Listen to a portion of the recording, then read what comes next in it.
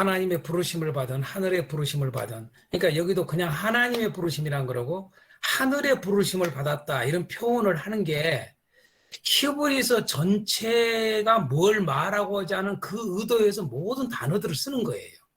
히브리서뿐만 아니라 모든 성경 그 책에서 어떠한 단어들을 쓰는 것은 그 책에서 말하고자 하는 그 주제가 있어요. 그래서 우리가 키워드를 알자고 그러는 거거든요. 그러니까 그 주제를 가지고 모든 단어를 쓰는 겁니다. 그래서 그냥 하나님의 부르심이라고 그러고 하늘의 부르심이라고 한단 말이에요. 왜 그랬을까요? 방금 전에 제가 이야기했죠.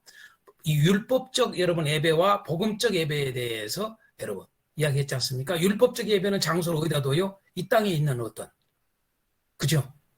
근데 뭐예요? 하늘의 부르심이란 말이에요. 그러니까 복음적 제사, 복음적 예배에 여러분 포커스가 여러분 성전이 하늘에 있단 말이에요. 그래서 하늘의 부르심이라 쓰는 거예요. 이런 부분들도 여러분 아셔야 돼요. 뭐 언어 알아서 어떤 의미 썼을까? 필요 없어요. 그런 거요. 아무 의미가 없어요. 그런 건요. 의도를 알면 전체가 여러분요. 이런 의도를 왜 이 단어를 썼을까? 그냥 알아요. 제가 누누이 이야기하지요. 저는 언어를 전체를 다 안 본다고 절대. 히브리어든 뭐 구약이든 신약이든 히브리어 원어, 헬라 원어를 잘 안 본다고요. 제가요. 언제 보느냐? 저는 뭐냐라면 이걸 성경을 우리 한글 성경을 읽으면서 이 부분은 조금 번역이 이렇게 잘못된 것 같다? 그냥 와요. 저는요. 왜? 이 책이 뭘 말하고자 하는 걸 이미 알았기 때문에. 그래서 이건 분명히 원어에 이렇게 돼 있을 거야. 여지없이 맞아요. 여러분. 그것만 제가 원어 딱 찾아 비교만 해보는 거예요. 그러니까 사실은 원어 없이도 알 수 있는 거예요. 정확한 해석을 할 수 있는 거예요. 이게. 그게 키워드예요. 자, 그래서 하늘의 부르심, 제가 이야기 나왔으니까 잠깐 조금 쉬었습니다. 하늘의 부르심을 받은 거룩한 형제들, 그럽니다. 수신자가요. 하늘의 부르심을 받은 거룩한 형제들이다. 두 번째로는 여러분 6장 10절에 하나님의 이름을 위하여 사랑으로 성도를 섬기는 자들 그랬어요. 여러분. 사랑으로 성도를 섬기는 자들이래. 그러니까 철저히 교회 공동체예요. 여러분요. 오늘날 우리 교회들은요. 교회 공동체 중심이 잘 안 돼 있어요. 어떻게 보면 저는 깜짝 놀라는 게 있어요. 너무나 성경하고 반하는 것들 우리 교회 안에 있는 게 뭐냐면요. 교회가 교회를 여러분 손가락질하고 욕을 하고 막 난리를 해요. 오히려 누구보다 저 밖에 있는 저기보다도요. 예수에 안 믿는 사람들보다도요. 여러분요. 사실 뭐냐라면 죄를 진 게 아니거든요.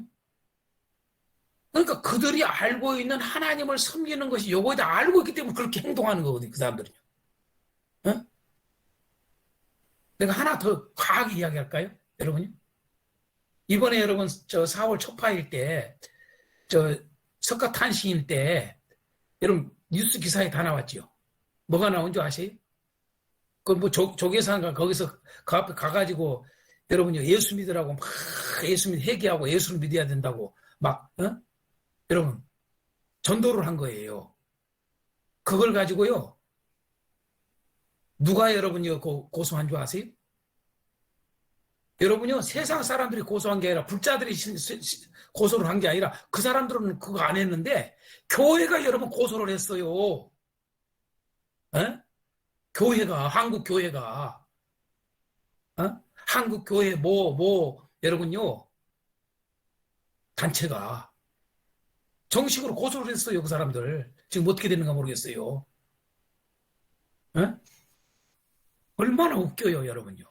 그러니까 너무 모르는 거예요. 교회가 너무 모르는 거예요. 오늘 우리 한국 교회가. 여러분 그들을 고소할 정죄 대상입니까? 참, 이렇게 생각할 수 있잖아요. 야, 세상에 어떻게 그들의 그 행사하는 데 가서 어떻게 저럴 수가 있냐? 우리 인간적으로 말하는 말이죠. 애도 없고 뭣도 없느냐? 여러분 아니에요. 주님이 누구 손 들어주겠어요? 그 사람도 손 들어줘요. 아무나 쉽게 못해요, 여러분요. 아무나 못해. 저는 옛날에 여러분 저 전주에서 목회할 때에 여러분 유명한 저기요, 모악산이라고 있어요. 모악산에 유명한 절이 있습니다. 금산사라고. 저 사후 초파일날 여러분 금산사 가서 전도한 사람이에요, 저요. 그러다가 여러분요, 그 사람들이 도끼로 나를, 그 절 가는 사람들이 나를 도끼로 나를 찍어 죽인다고 쫓아가서 내가 도망갔어요. 나 그런 경험도 있는 사람이에요, 옛날에. 예? 그때가 생각나더라고요. 여러분요, 복음의 열정이 뜨거우면 여러분요, 예수 믿어야 된다고 하는 이 복음을 막 전하고 강렬함이 있으면요, 누구든지 가서 복음을 전하게 돼 있어요. 어떤 것이든 어느 곳이든 어떤 현장이든. 왜 그렇게 오늘날 우리 기독교인들은 모르는지 몰라요. 오늘날 교회가 너무나 문제가 많아요. 교회가 교회를 핍박을 해요.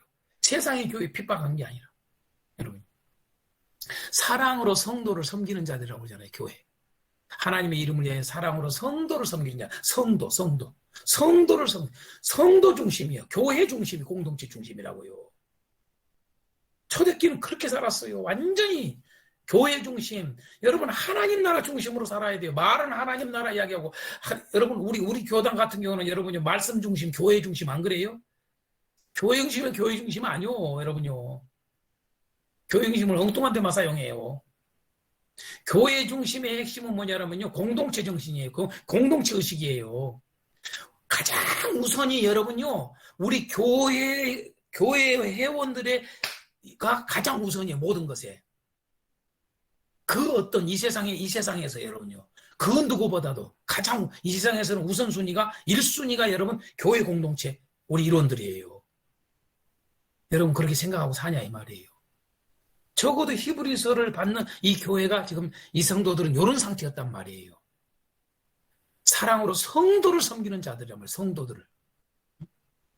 보면은 뭐 6장 10절뿐만 아니라 여러분 그 뒤에 보면 여러분 여러 가지 나오지 않습니까? 그들이 얼마나 그 핍박 속에서 어떻게 했는가 나오잖아요, 여러분요. 저 10장 같은데 이런 얘기 나오지 않습니까? 전날에 너희가 10장 32절에 너희가 빛을 받은 후에 고난의 큰 싸움을 견뎌낸 것을 생각하라. 혹은 비방과 환난으로서 사람에게 구경거리가 되고 혹은 이런 형편에 있는 자들과 사귀는 자가 되었으니 너희가 갇힌 자를 동정하고 너희 소유를 빼앗기는 것도 기쁘게 당한 것은 더 낫고 영구한 소유가 있는 줄 압니다. 저 하늘을 바라봤다 그 말 아니에요. 근데 이게 뭐예요? 여기서요. 여러분요, 형편에, 같은 형편에 있는 자들과 사귀었다. 갇힌 자를 동정했다. 이 말이 뭔지 아세요? 이게 바로 여러분요, 성도 간의 하나가 온전히 성도를 섬겼다. 그 말이에요. 자, 세 번째로, 이 수신자들을 뭐라고 어떻게 표현했느냐. 10장 32절, 34절에 내가 방금 읽었습니다만, 복음 안에 들어온 후에 고난의 큰 싸움을 견뎌낸 자들이에요.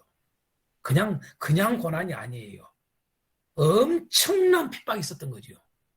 이 교회가. 엄청난 핍박이 있었던 거예요. 믿지 않는 자들이요. 그래서 이 엄청난 그 고난의 큰 싸움을 싸웠다라고 표현하고 있잖아요. 그걸 다 견뎌낸 자들이 바로 이들이에요. 이들에게 지금 쓴 겁니다, 이게요. 여러분요. 그러고 그 다음에 뭐라고 그럽니까? 2장 18절에 보면요. 계속 시험을 받고 있는 교회임을 알 수가 있어요. 2장 18절에 여러분요. 뭐라고 되어 있습니까? 이렇게 되어 있습니다. 그가 시험을 받아 고난을 당하셨은즉 시험 받는 자들 능히 도우실 수 있느니라. 이 말씀을 우리가 알 수 있는 게 여러분요. 시험을 지금 계속 받고 있음을 말하는 거예요. 그래서 예수님의 그 시험, 고난을 당했음에도 이겨나가는 이야기를 하고 있는 거예요. 계속 시험을 받고 있는 교회입니다. 그런데 그런가 하면은 이런 교회가 바로 여기에 있는 거예요. 하나님의 말씀의 기초를 다시 교육받아야 할 처지에 있는 교회가 된 거예요. 그러니까 여러분 교회는요. 우리가 복음으로 무장해서 가야 되는데 그렇게 이렇게 잘했다 할지라도 언제 여러분요. 이 복음 안에서 살아가는 이 모습을 깨뜨리는 일들이 언제나 들어올 수 있고 언제든지 무너질 수 있다는 거. 언제든지 나도 모르게 우리 교회 공동체가 상황이 싹 무너뜨릴 수 있다는 거. 이걸 여러분 알아야 돼요. 그래서 여러분 목회자들을 세운 이유가 다른 게 하나도 없어요. 여러분 전도를 하는 것도 필요하지만 전도도 열심히 딱 두 가지예요. 전도뿐만 아니라 양육을 잘 해야 되는데 양육을 왜 양육이라는 말은 성경을 다 정확하게 가르치는 거예요. 어느 어떤 특정은 어떤 그거 가지고 양육하는 게 아니에요. 그렇게 완전히 양육을 해야 되는 이유는 여러분 이와 같이 되지 않도록 하기 위해서예요. 지금 이러한 교회가 이렇게 된 거예요. 하나님의 말씀의 기초를 다시 교육받아야 할 처지에 있다. 이 말은 제가 앞에서도 이야기했습니다만 복음에 대한 이해가 확실하게 안 된 겁니다. 여러분. 오늘날 우리 한국교회는 어떻습니까? 우리 한국교회가 지금 꼭 이런 입장이에요. 하나님의 말씀의 기초를 다시 교육받아야 할 처지가 되고 있어요. 여러분. 그래서 그걸 5장 12절, 6장 1절, 2절, 10장 25절, 26절을 여러분 참고하시길 바랍니다. 읽어보시고. 그래서 제가 이것을 어떤 신앙이라고, 도루묵 신앙이라고 해요. 도루묵 신앙. 도루묵 신앙 또는 다람쥐 쳇바퀴 돌듯이 하는 신앙이라고 제가 이야기를 해요.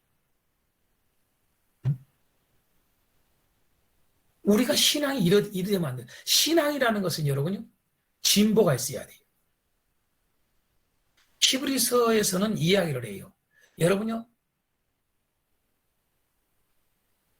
퇴보하면 안 된다고 나와요.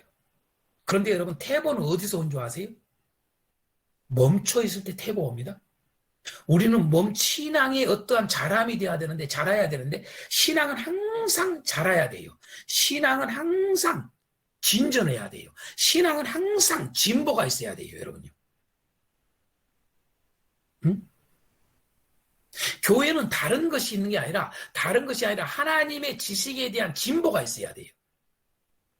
신앙의 진보가 있어야 돼요, 반드시. 작년보다 올해가 더. 우리 목사님들이 여러분 하나님의 지식에 대해서, 하나님 말씀에 대한 여러분 지식이 여러분 5년 전보다 지금 더, 1년 전보다 더, 여러분 점점 하나님에 대한 지식이 진보가 있어야 돼요. 그러지 않으면 여러분요, 답보 상태에 있으면, 하나님에 대한 지식이 답보 상태에 있으면 반드시 어떤 현상이 일어나느냐? 퇴보됩니다, 신앙은. 한번 따라서 합시다. 멈춤은 퇴보입니다. 꼭 잊지 마세요. 멈춤은 퇴보입니다. 내가 또 이야기하니까 여러분에게 이 질문 던지고 싶어요. 여러분, 우리 사람이 여러분요, 키 크는 걸 내가 이야기해. 성장하는 걸 이야기할게요. 우리 몸이 성장하는 이야기. 여러분, 우리가 성장이 언제 멈춘 줄 아십니까? 아니, 언제 멈춘다는 건 너무 쉬운 이야기니까. 여러분, 우리가, 여러분, 우리 육체가 언제 늙은 줄 아십니까? 언제부터? 이거 잘 몰라요, 여러분들요. 좀 늙어야, 여러분, 나이가 들어야, 여러분, 늙는다고 생각해요. 나이가 들어야. 여러분요, 20대 여러분요, 우리 신장이, 모든 이 신체가 성장이 멈출 때 비로소 그때 바로 늙기 시작하는 거예요, 몸은요. 아세요? 이런 이론들을 여러분 아는가 모르겠어요. 의사들도 이거 아는가 모르겠어요. 이건 성경에 근거한 모든 지혜들이에요. 우리가 신앙이, 하나님의 지식이 여러분 멈춰 있으면은 반드시 퇴보됩니다, 신앙은요. 그래서 여러분이 히브리서에 그 말을 하잖아요. 여러분, 퇴보하면 침륜에 빠진다고 그러냐. 멸망한다 이거예요. 신앙이 퇴보되면은 멸망해. 신앙이 퇴보하면은 구원받을 수 없어. 이야기까지 하는 거예요, 여러분요. 교회가 여러분 계속 전진하지 않으면은, 영적으로 전진하지 않으면, 진보가 일어나지 않으면은, 성장하지 않으면은 반드시 교회는 침륜에 빠져 멸망으로 가. 이야기가 같은 이야기예요. 그래서 도루묵 신학 가지면 안 돼요. 그런데 지금 현재 이 히브리서의 수신자는 바로 이런 교회였는데 이런 상태가 되어 있는 교회입니다. 그걸 여러분 참작을 하고 이 히브리서를 아셔야 돼요.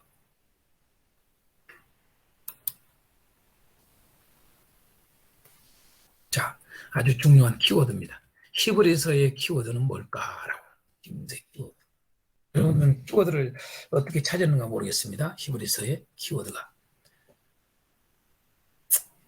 자, 히브리서에서 키워드는 요거예요. 요거 아주 이걸 아시면 돼요. 자, 키워드가 뭐냐? 여러분 대강은 하셨을 거예요. 믿음, 거의 그럴 거예요. 믿음 그럴 겁니다.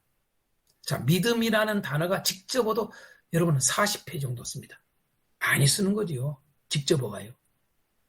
그리고 이런 건 뭐예요? 유념하다, 조심하다, 두려워하다, 의지하다, 순종하다, 인내하다, 참다, 부지런하다, 굳게 하다, 견고히 잡다, 뭐 선행 등등등 이런 것들이 다 뭐냐면요, 관련어예요. 믿음의 관련어. 믿음의 관련어입니다. 이게 믿음이라는 단어를 통틀어서 보면은 히브리서에서 건 80회 정도를 사용하고 있음을 알아야 돼요, 여러분요. 이렇게 강조를 해요. 믿음이라는 단어를. 우리는 믿음 그러면 여러분요, 믿음이라는 단어를 어디까지 생각을 하냐면 믿음 또는 신앙 이렇게 할 수 있는 거예요. 그렇죠? 신앙, 믿음 또는 신앙 이코르로 많이 보잖아요. 자, 이 단어가 지금 현재 아주 히브리서에서 중요한 단어입니다. 여러분 이것만 알면 안 돼요. 그런데 여기서 한 가지 더 이야기할게요. 믿음을 강조했으니까 여러분 특히 우리가 히브리서 11장 같은 건 믿음으로 누구는 믿음으로 누구는 믿음으로 계속 믿음으로 이야기하지 않습니까? 그렇죠? 가장 많죠. 강조하고 있는 데가. 그런데 여러분 그 믿음이 뭐냐 이 말이에요. 그냥 믿음을 강조하니까 지금 현재 믿음이라는 단어가 키워드다라고 제가 말을 하는 거예요. 더 정확하게 이야기하면 어떤 믿음일까요? 예수 믿음을 말하는 거죠. 그렇죠? 예수 믿음. 여러분 하나님의 아들을 믿는 믿음. 예수를 믿음. 그래서 하나님의 아들이라는 단어도 20회나 사용해요. 여러분요. 예수라는 단어도 18회. 그러니까 둘 다 비슷하게 쓰는 거예요. 이 단어를. 그래서 이것도 하나님의 아들 예수 곧 이것도 한 40회. 그래서 이게 비율도 이렇게 비슷하게 쓰고 있는 걸 알 수가 있어요. 예수 믿음입니다. 예수를 믿는 믿음이 키워드예요. 근데 그것만 우리가 생각하면 안 돼요. 이제 좀 더 이야기할게요. 온전함이라는 단어예요. 온전함.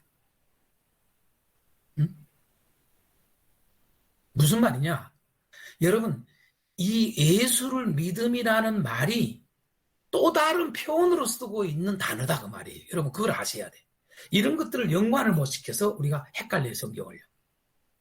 히브리서에서 이 키워드가 예수 믿음이에요. 그것을 또 다른 말로 말해서 뭐냐면 온전함 그 말이에요. 이해가 되십니까? 그래서 온전함이라는 단어가 직접으로 여러분 16번이나 씁니다. 온전이라는 단어가 이렇게 많이 써요, 여러분요. 온전함은 완전이라는 뜻, 완성이라는 뜻, 성수이라는 뜻을 가지고 있죠. 그렇죠? 한번 볼까요? 2장 10절 한번 봐요. 2장 10절. 2장 10절에 여러분 이렇게 말합니다, 여러분. 만물이 그를 위하고 또한 그로 말미암은 이가 많은 아들들을 이끌어 영광에 들어가게 하시는 일에 그들의 구원의 창시자를 고난을 통하여 뭐했다? 온전하게 하심이 합당하다. 자, 온전의 이야기 쓰죠? 그렇죠? 자, 5장 9절 봐요. 5장 9절.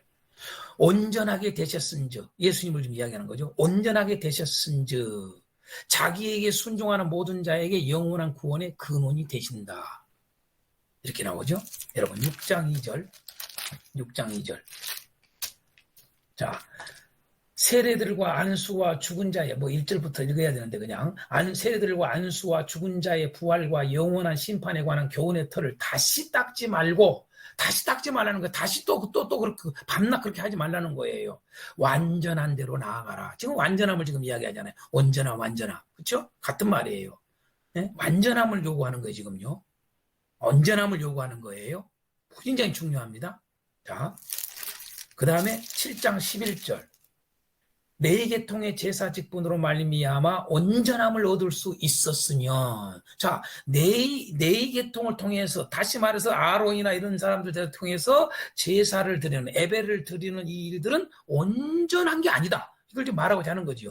내 온전함을 얻을 수 있었으면 백성이 그 아래에서 율법을 받았으니 어찌하여 아론의 반차를 따르지 않고 멜기세덱의 반차를 따르는 다른 한 제사장을 세울 필요가 있느냐? 왜 멜기세덱과 같은 예수님은 멜기세덱과 같은 제사장으로서 왜 왔느냐? 이걸 말하고자 하는 거지요. 아론과 같은 제사장으로서 제사가 온전한 것이었더라면 예수님이 그렇게 오실 필요가 없다 이 말이에요. 예수님이 그렇게 십자가에 죽으실 필요가 없다 이거예요. 다시 말해서 온전한 제사장이 이렇게 대제사장 역할을 할 필요가 없다고 말이에요. 멜기세덱까지. 그걸 설명하기 위해서 그러는 거지요. 그렇죠? 자, 온전함을 이야기하지요. 자, 19절에도 율법은 아무것도 온전하게 하지 못한다. 이에 더 좋은 소망이 생기니 이것으로 우리가 하나님께 가까이 가느니라. 이 더 좋은 소망을 지금 뭘 말하고자 하는 거예요? 예수 그리스도를 통한 온전함을 말하는 거지요. 자, 25절에도요. 그러므로 자기를 힘입어 하나님께 나아가는 자들을 온전히 구원할 수 있어요. 여기는 자기가 뭐예요? 바로 이제 예수님. 앞에 이야기하잖아요. 24절에 예수는 그러잖아요. 그러니까 예수님 자신은 자신을 힘입어서 하나님께 나아가는 자들을 온전히 구원할 수 있다. 할렐루야. 바로 이 온전함을 지금 계속 이야기한단 말이에요. 28절도 율법은 약점을 가진 사람들을 제사장으로 세웠거니와 율법 후에 하신 맹세의 말씀은 이 맹세의 말씀이 지금 이제 예수님이 하신 저기를 말하는 거지요. 맹세의 말씀은 영원히 온전하게 되신 아들을 세우셨느니라. 자, 9장 9절. 이 장막은 현재의까지 비우니 이에 따라 드리는 애물과 제사는 섬기는 자를 그 양심상 온전하게 할 수 없어. 저 율법적 애물, 율법적 제사, 율법적 제사장, 그 모든 법들, 모든 규례들 다 그건 온전하게 할 수가 없어. 지금 그 이야기 하는 거 아닙니까? 11절에. 자, 10절에 이런 것은 먹고 마시는 것과 여러 가지 씻는 것과 함께 육체의 예법일 뿐 개혁할 때까지 예수님 올 때까지 그 말이죠. 맡겨둔 것이니라. 그러면서 11절에 그리스도께서는 장래 좋은 일의 대제사장으로 오사 손으로 짓지 아니한 것 곧 이 창조에 속하지 아니한 더 크고 온전한 장막으로 말미암아 이렇게 이야기하잖아요. 자, 10장 1절에도 율법은 장차 올 좋은 일의 그림자일 뿐이요. 여러분, 율법은 여러분 나쁜 건 아니에요, 여러분요. 좋은 거예요. 그러지만은, 좋은 거지만은 더 좋다. 그 말은 완전한 건 아니다. 그 말이죠. 좋은 일의 그림자일 뿐이요. 그림자라고 그랬으니까. 참 형상이 아니므로 진짜가 아니다. 이 말이죠. 해마다 늘 드리는 같은 제사로는 나오는 자들을 언제나 온전하게 할 수 없느니라. 자, 이것은 온전하게 할 수 없다. 그 말은 예수 그리스도를 말해서 온전하게 할 수 있어 라고 하는 걸 지금 말하기 위해서 쓰고 있는 거 아니에요. 그렇죠? 자, 14절에도 그가 거룩하게 된 자들을 한 번의 제사로 영원히 온전하게 하셨느니라. 예수님을 통해서 온전했다. 이야기하지 않습니까? 22절 우리가 마음의 뿌림을 받아야 악한 양심으로부터 벗어나고 몸은 맑은 물로 씻음을 받았으니 참마음과 온전한 믿음으로 하나님께 나아가자. 자, 온전한 믿음, 참마음, 온전한 믿음 다 이 온전함을 이야기하고 있는 거지요. 그렇죠? 자, 11장 40절 이는 하나님이 우리를 위하여 더 좋은 것을 예비하셨은지 우리가 아니면 그들로 온전함을 이루지 못하게 하려 하심이라. 그렇죠? 자, 12장 2절 믿음의 주에 온전케 하신 예수를 봐라. 자, 예수님은 우리의 믿음의 주뿐만 아니라 우리를 온전하게 하실 수 있는 분이다 그 말이에요. 그렇죠? 예수님은 우리를 온전하게 하실 수 있는 분. 그래서 예수님은 우리를 온전하게 하실 수 있는 분이기 때문에, 완전하게 하실 수 있는 분이기 때문에 그 예수님을 바라보자. 이렇게 이야기하는 거 아닙니까? 그렇죠? 여기도 왜 바라보자 단어를 쓴지 이제 여러분 이따 구조할 때 제가 이야기할게요. 다 이유가 있어요. 이런 단어를 쓴 게. 그냥 안 쓰는 게 아니에요. 자, 그 다음에 보겠습니다. 자, 12장 23절에도 하늘에 기록된 장자들의 모임과 교회와 만민의 심판자이신 하나님과 및 온전하게 된 의인의 영들과 온전하게 된 자들만 거기 있는 거지요. 저 하늘에. 그렇죠? 자, 13장 21절 마지막 모든 선한 일의 너희를 온전하게 하사 그러잖아요. 온전하게 하사 자기 뜻을 행하게 하시고 그 앞에 즐거운 것을 예수 그리스도로 말미암아 우리 가운데서 이루시기를 원하노라. 영광이 그에게 세세 모토로 있을지어다. 아멘. 온전함을 이렇게 이야기한단 말이에요. 이제 아시겠죠? 온전함을. 그러니까 히브리서 전체 처음부터 이렇게 분포되어 있잖아요. 여러분, 어느 한쪽이 치우쳐 있는 게 아니라 히브리서 1장서부터 쫙 마지막까지 쫙 분포되어 있는 거예요. 여러분. 그러면 여러분, 온전하면 여러분 2장만 있는데 이런 소리 하면 안 돼요. 여러분 1장에도 있어요. 그게 뭐예요? 여러분요, 보다 낫다, 보다 좋다, 이 말이 온전함의 같은 단어예요. 같은 관련된 단어란 말이에요. 보다 나은, 보다 좋은, 보다 높은, 보다 위대한, 보다 뛰어난, 보다 타고난, 이 단어를 많이 쓴단 말이에요. 여러분요. 응? 이게 아주 히브리서에서는 중요한 단어입니다. 이게 뭐뭐보다 나은, 뭐뭐보다 탁월한, 뭐뭐보다 좋은, 같은 말이에요. 낫다, 좋다. 이 말은 온전함에 대한 또 다른 표현이에요. 여러분요. 이건 안 찾아보겠어요. 그냥 여러분 이미 읽으셨기 때문에 알 거예요. 이런 단어들이 쭉 있었다는 걸. 그렇죠? 쏙 들을 거예요. 그러니까 이런 여러 가지들 관련들 다 생각하면 여러분 30회 정도 이렇게 되는 거예요. 많지 않습니까?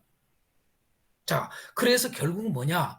예수 그리스도를 믿음과 온전함이라는 말과 니코르. 또 다른 말로 온전한 제사란 말이에요. 제사 이제 아셔야 돼요. 제사라는 단어를 여러분 놓치면 안 됩니다. 키워드에서. 히브리서에서 제사를 놓치면 여러분 성경 몰라요. 이런 부분들은 언급을 안 해요. 어느 누구도 여러분 언급 안 해요. 그러니까 히브리서를 정확하게 모른다는 이야기예요, 우리가요. 자, 히브리서의 키워드 여러분 제사예요, 제사. 예배란 말이에요.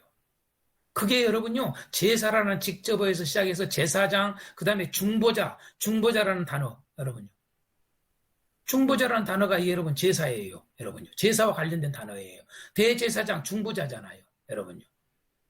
경배하다, 제사예요, 제사적 단어예요. 경배하다, 또 다른 말로 예배하다 이거예요, 여러분요. 1장부터 나와요, 1장서부터. 1장에 여러분 1장서부터 제사 이야기가 나온다고요. 경배하다는 단어, 경배하라 그래요, 여러분요. 예배하라 그래요. 제사하라 그 말이에요. 여러분 13장에 여러분 또 여러분이 제사 나와요. 하나님을 기쁘시게 하는 제사라고 딱 하고 끝내요, 여러분요. 그러니까 제사라는 단어가 여러분 히브리서의 키워드입니다. 그러니까 온전한 제사 이 말이에요. 온전한 제사. 그죠? 온전한 믿음 이렇게도 돼요. 온전한 제사, 온전한 믿음. 온전한 신앙, 온전한 예배 이 말입니다. 그래서 이 제사라는 단어만 해도 90회나 나옵니다, 여러분요. 그러니까 보세요. 자, 이 믿음이라는 단어도 80, 그러니까 비슷하잖아요. 이 니코르. 왜 믿음을 강조하느냐 이제 아셔야 돼요. 예수 믿음을 왜 강조하느냐? 예수 믿음이 곧 온전함이라는 얘기죠. 더 정확하면 온전한 제사라는 얘기죠. 온전한 예배라는 거죠. 온전한 섬기라는 거, 온전한 경배라는 거죠. 온전히 드리는 일이라는 얘기죠. 할렐루야. 이제 이해가 되십니까? 조금이 되고 그것이 언약이에요. 그게 언약은 그 이야기 하는 거예요. 사실은요. 네? 그래서 옛 언약, 새 언약까지 다 이야기하는 거예요. 언약 이야기만 해도 여러분 37회 났습니다.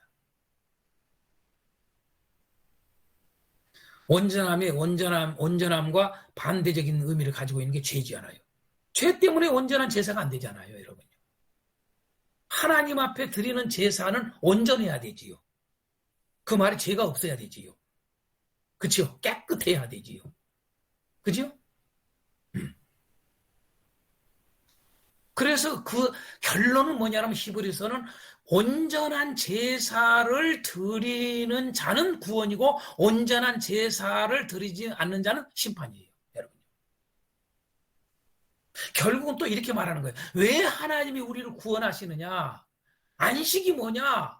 진정한 안식이 뭐냐? 온전한 제사를 드림이 안식이에요. 구원은 온전한 제사를 드리는 것이, 온전한 예배를 드리는 것이 구원이에요. 우리 구약할 때 출애굽기서 배울 때 여러분 그거 배웁니다만은 구약을 배우신 분들은 이해가 될 거예요. 구원과 섬김은, 예배는 하나님을 예배하면 이코르예요. 떨어질 수가 없는 거예요.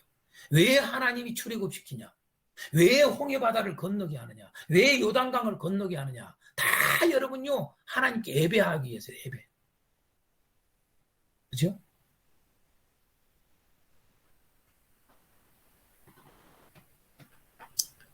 어제가 아니라 지난주에 우리 구약팀 시편 했는데, 시편에 그냥 깜짝 목사님들이 다 놀려버린 게 뭡니까? 여러분, 이 제사론이에요, 제사론. 제사론입니다. 성경 다 그렇게 돼 있어요, 이게. 그러니까 우리가 결국은 이제 키워드가 바로 같은 말을 지금 세 가지를 제가 쓰고 있는 거예요. 크게. 이렇게 믿음, 온전한 믿음. 자, 온전한 믿음. 둘로 그냥 하지요. 온전한 믿음, 온전한 제사. 그게 키워드예요. 니코예요. 같은 말이에요. 이제 이해가 되시죠? 자, 키워드가 이거다라는 거. 그 다음에 또 하면 이제 이해가 많이 될 겁니다. 특징으로 들어가겠습니다. 특징으로.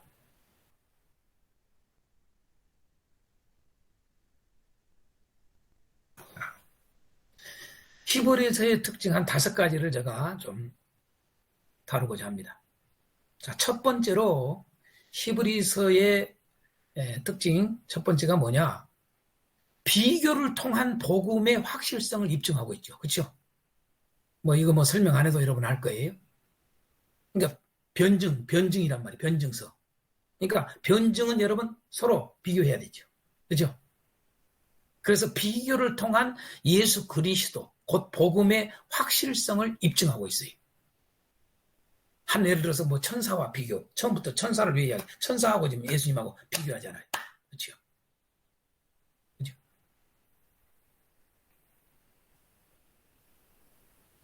언뜻 보기에는 여러분 천사를 왜 숭배하게 돼요? 여러분요? 예수님보다 천사 숭배가 더 왜 쉽게 될까요? 얼른 보니까 예수님은 천사보다 못하거든요. 왜? 사람이잖아요. 사람으로서잖아요. 그리고 또 뭐예요? 여러분요, 고난을 당하시잖아요. 네? 완전히 짓밟힌 당하잖아요. 그러니 어떻게 무슨 섬김의 대상이 되고 뭐가 되겠어요? 안 되지요. 천사가 우월하지요. 안 그래 보여요? 우리가 상식적으로 생각할 때. 그래서 아주 자세하게 천사하고 예수님하고 하나님의 아들인 예수님하고 비교를 한단 말이에요. 비교를 하는데 너희들이 얼른 볼 때는 이러니까 지금 이러는데 사실은 창조자야부터 시작해서 하잖아요, 여러분요. 그러면서 왜 2장에 가서는 왜 예수님이 고난을 당했는가? 천사보다 못하게 됐는가? 그 이유를 이야기하잖아요. 이 제사적 의미를 가지고 지금 그것 때문에 한다는 이야기를 하고자 하는 거죠. 그래서 천사하고 예수님이 비교해요. 그래서 좀 이렇게 못하게 해서 아무 보잘것없이 보이고 그렇다 이거죠. 또 모세하고 비교하잖아요. 모세하고. 응? 모세의 직분과 그 예수님의 직분. 비교할 수가 없다. 여기는 하나님의 집에 종으로 일하는 자야. 그런데 예수는 하나님의 집의 종이 아니라 하나님의 집의 아들이야, 아들. 이렇게 말하잖아요, 여러분. 주인공이야. 그러니까 모세가 예수님 앞에 껍벅 죽어야 돼, 사실은. 이런 말부터 시작해서 여러분요. 모세는 겨우 진게 하나님께 양식을 받아서 진 성전이 어떻게 성막이 어떻게 돼? 여기서 텐트가 이렇게 해서 했어. 예수님은 어떻게 했어? 여러분요, 하늘에 기가 막히게 이게 우월 다른 거지요. 이런 것들을 비교를 하잖아요. 제사법 다 얘기하잖아요. 재물도 비교하고 여러분 제사장의 비교도 하고 다 비교하지 않습니까? 그래서 이렇게 비교를 통해서 이 복음의 확실성. 좀 더 이야기하면 복음의 확실성이라고 말해도 되고 좀 더 이야기하면 여러분 참된 예배에 대한 분명함을 여러분 가르치는 거죠. 그죠? 진정한 제사에 대한 여러분 제사가 어떤 것인가라고 하는 입증을 하는 거죠. 그게 히브리서의 이야기의 전부예요. 사실은. 자, 두 번째 특징, 히브리서를 통해서 두 번째 특징이 뭡니까? 한번 읽어봅니다. 시작. 구원의 원리를 분명하게 알려준다. 히브리서 여러분요, 구원의 원리, 구원의 단계, 또 다른 말로 믿음의 단계. 여러분 이걸 아주 분명하게 제시해 줍니다. 근데 이것이 뭐예요? 그냥 히브리서를 쓴 사람의 자기 의도가 아니라고 말이에요. 철저히 예수 그리스도의 가르침에 따라서 하는 이야기인 걸 우리가 그냥 알아야 돼요, 여러분. 자, 히브리서에서 이 구원의 원리를 분명히 말을 했는데, 여러분, 첫 번째가 뭐예요? 첫 단계가. 들음의 단계라는 걸 딱 알려줘요. 들음의 단계. 그래서 들음이라는 단어를 아주 강조를 합니다. 제가 한 군데만 써놨어요. 한 군데씩만 해놨어요. 여러 군 많습니다. 자, 들음이라고 하는 거 한번 3장 7절 보세요. 3장 7절 읽어봅니다. 시작. 그러므로 성령이 이르신 바와 같이 오늘 너희가 그의 음성을 듣거든 그러잖아요. 들음을 엄청나게 강조해요. 이게 1단계입니다. 1단계. 구원을 얻기 위해서 구원의 완성에 이르는 단계가 있다. 첫 번째 뭐냐? 여러분, 들음의 단계. 이 믿음의 단계의 1단계가 믿음의 단계. 그게 성경이 정확하게 말하는, 그 성경이 말하는 것도 더 정확하게 말하면 예수님이 말씀하시는 구원의 서정을 말을 하라고 말이에요. 우리는 예수님이 말씀하는 구원의 서정을 안 가르쳐줘요. 어떤 사람들의 주장에 그 개인의 어떤 학자들, 어떤 누구의 어떤 그에 의해서 성경 예수님이 말씀하는 구원의 서정, 구원의 원리, 구원의 단계, 이걸 우리는 가르쳐야 돼요. 그게 첫 번째가 뭐예요? 들음의 단계예요. 들음의 단계. 그래서 들음을 강조하는 거예요. 처음에. 이게요. 히브리서 구조가 이렇게 돼 있어요. 지금 히브리서가 이렇게요. 여러분 이런 거 안 보이잖아요. 이런 걸 가르쳐야 되는 거예요. 한 절 한 절 설교하는 것보다 중요한 게 이런 핵심들을 가르치고 한 절 한 절을 할 때 정확하게 하는 거예요. 두 번째 단계는 뭐라고요? 알매 단계입니다. 알매 단계.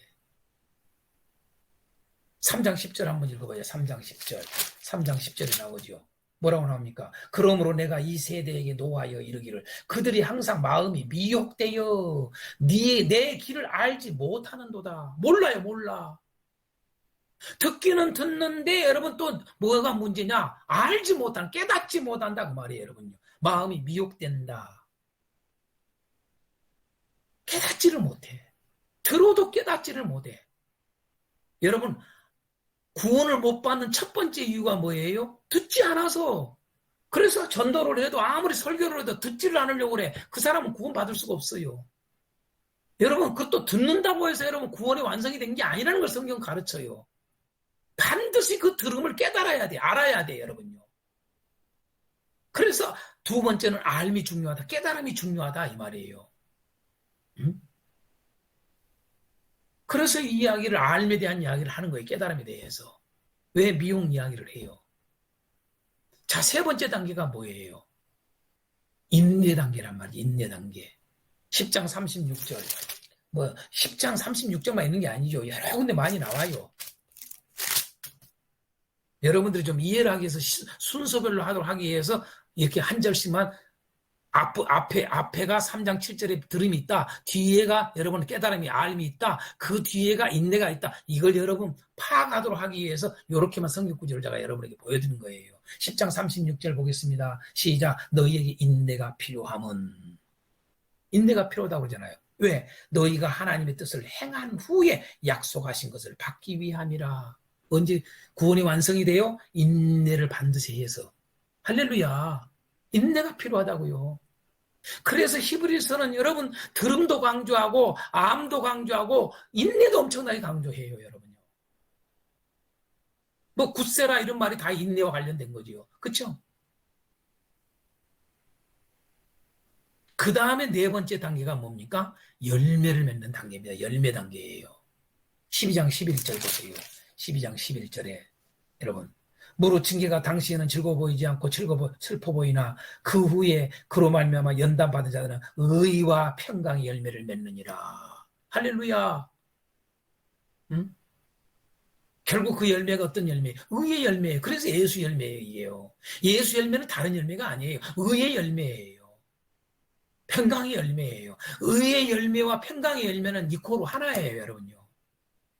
우리는 여러분요 의가 없는 평화는 절대 이루어지지 않는 거예요. 올 수가 없어요. 평화 주장하지 마세요. 평화 이야기하는데 반드시 선제적으로 뭐가 있어야 돼요? 의요. 죄에서 떠나라, 회개하라, 이걸 가르쳐야 돼요. 여러분요, 북한하고 우리가 온전한 평화를 하려면, 여러분, 김정은이 저 북한 여러분요, 예? 다 회개하라고, 우리나라 국민들도 회개하라고, 여러분, 죄 가운데서 떠나라고 그래요. 그러면 평화가 온다고 그러세요. 할렐루야. 엉뚱한데 여러분요, 믿고 앉아있지 말고, 평화 그냥 온종하십니까? 속는 거예요, 쏘가, 다 쏘가, 평화가 오는 게 아니라. 의가 없는 평화는 평화가 올 수가 없다. 죄를 끊지 않고는 여러분 평화가 올 수가 없어요. 가정이나 여러분 그 사회나 나라나 국가 간에 다 어디나 여러분요. 여러분 가정 간에도 부부 간에도 여러분 평화가 오려면 화목하려면 어떻게 해야 돼요? 깨끗해야 돼요. 깨끗하면 여러분 진정한 평화 화목이 와요. 할렐루야.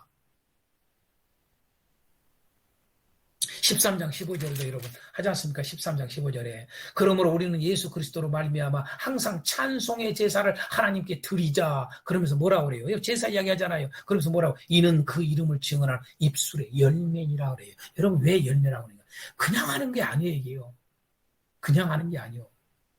철저히 여러분 예수님의 씨 뿌리는 비유, 구원의 원리를 그걸 가지고 다 이렇게 써놓은 거예요. 아멘입니까? 마태복음이나 마가복음이나 다 여러분 보세요. 들음, 첫 번째 1단계가 들음 단계, 2단계가 알매 단계, 깨달음 단계, 3단계가 여러분 인내 단계, 그 다음에 여러분 열매 맺는 단계가 이렇게 되잖아요. 여러분 듣지 않아도 문제고 들어도 깨닫지 못하도 문제고 안 되고 여러분 깨달았는데도 인내 못하면은 여러분 끝나는 것이고, 예? 그래서 마지막 여러분 열매를 맺어야만이 구원이다라고 가르쳐놨어요. 여러분요. 그래야 천국 들어간다 이렇게 말했어요. 그래야 여러분 마가복음에서는 하나님 나라 들어간다 이렇게 해놨어요. 구원론이 이렇게 정확하게 해놨는데 왜 우리는 이러한 것들을 가볍게 여기냐 이 말이에요. 그래서 히브리서가 이걸 이 원리에 의해서 그대로 해놓은 겁니다.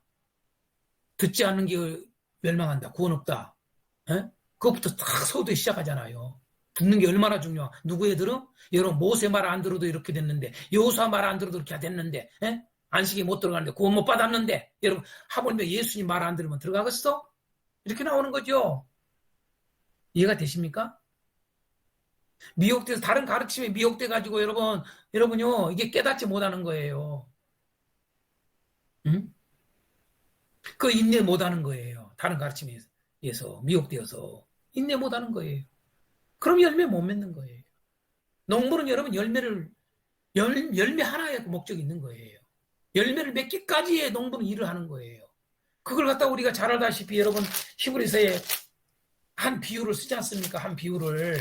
그 비유를 쓴 게 여러분 6장에 7절에 그 쓰잖아요. 땅이 여러분 그 위에 자주 내리는 비를 흡수하여 밭가는 자들이 쓰기 합당한 채소를 내면 하나님께 복을 받고 그러잖아요. 복이라는 여기서 복이 뭐예요? 구원을 말하는 거예요, 여러분요. 하나님의 약속을 얻는 걸 말하는 거예요. 언약 하나님이 약속했던 여러분 그 상속을 받는 걸 말하는 거예요. 여러분 천국을 얻는 걸 말하는 거예요. 하나님 나라 유업을 얻는 걸 말하는 거예요. 그게 복이에요. 응? 그렇지만 반대로 8절에 만일 가시와 엉겅퀴를 내면 그 땅이 가시와 엉겅퀴를 내면 버림을 당하고 저주함에 가까워 그 마지막 불사람들이라. 지옥불 이야기하는 거예요. 여러분 비유로 쓰잖아요. 지금 땅이 뭐예요? 우리 사람을 말하는 거 비유죠. 지금 열매를 맺어야 된다는 거죠. 들으면 씨가 지금 심어진다는 이야기죠. 그래서 씨를 뿌림부터 시작해서 열매를 맺기까지 과정인 거예요. 그래서 여러분 씨 뿌린 비를 열심히 했던 거예요. 구원에 대한 이야기를요. 지금 히브리서는 지금 구원에 대한 이야기를 정확하게 하고 있는 거예요. 이게요. 이제 이해가 되십니까? 이렇게 히브리서 처음부터 끝까지 해가지고 쫙 그 중심에 이게 흐르고 있는 거예요. 이게 쭉 흐르고 있어요. 예? 들음, 암, 인내, 열매. 이 단계가 다 돼서 그래서 그 열매가 진정한 제사가 되는 거예요. 그게 완전한 참 예배다 그 말이에요.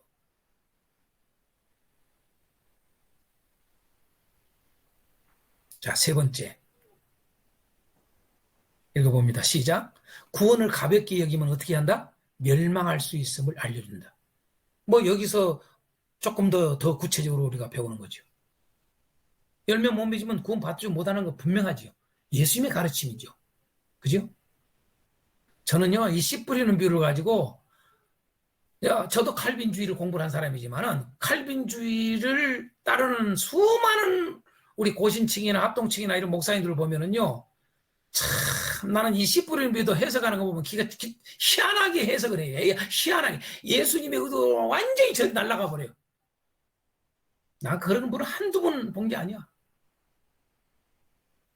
결국은 자기만 지옥 간 게 아니라 성도들 다 여러분 지옥 가게 만들고 앉아 있는 거예요.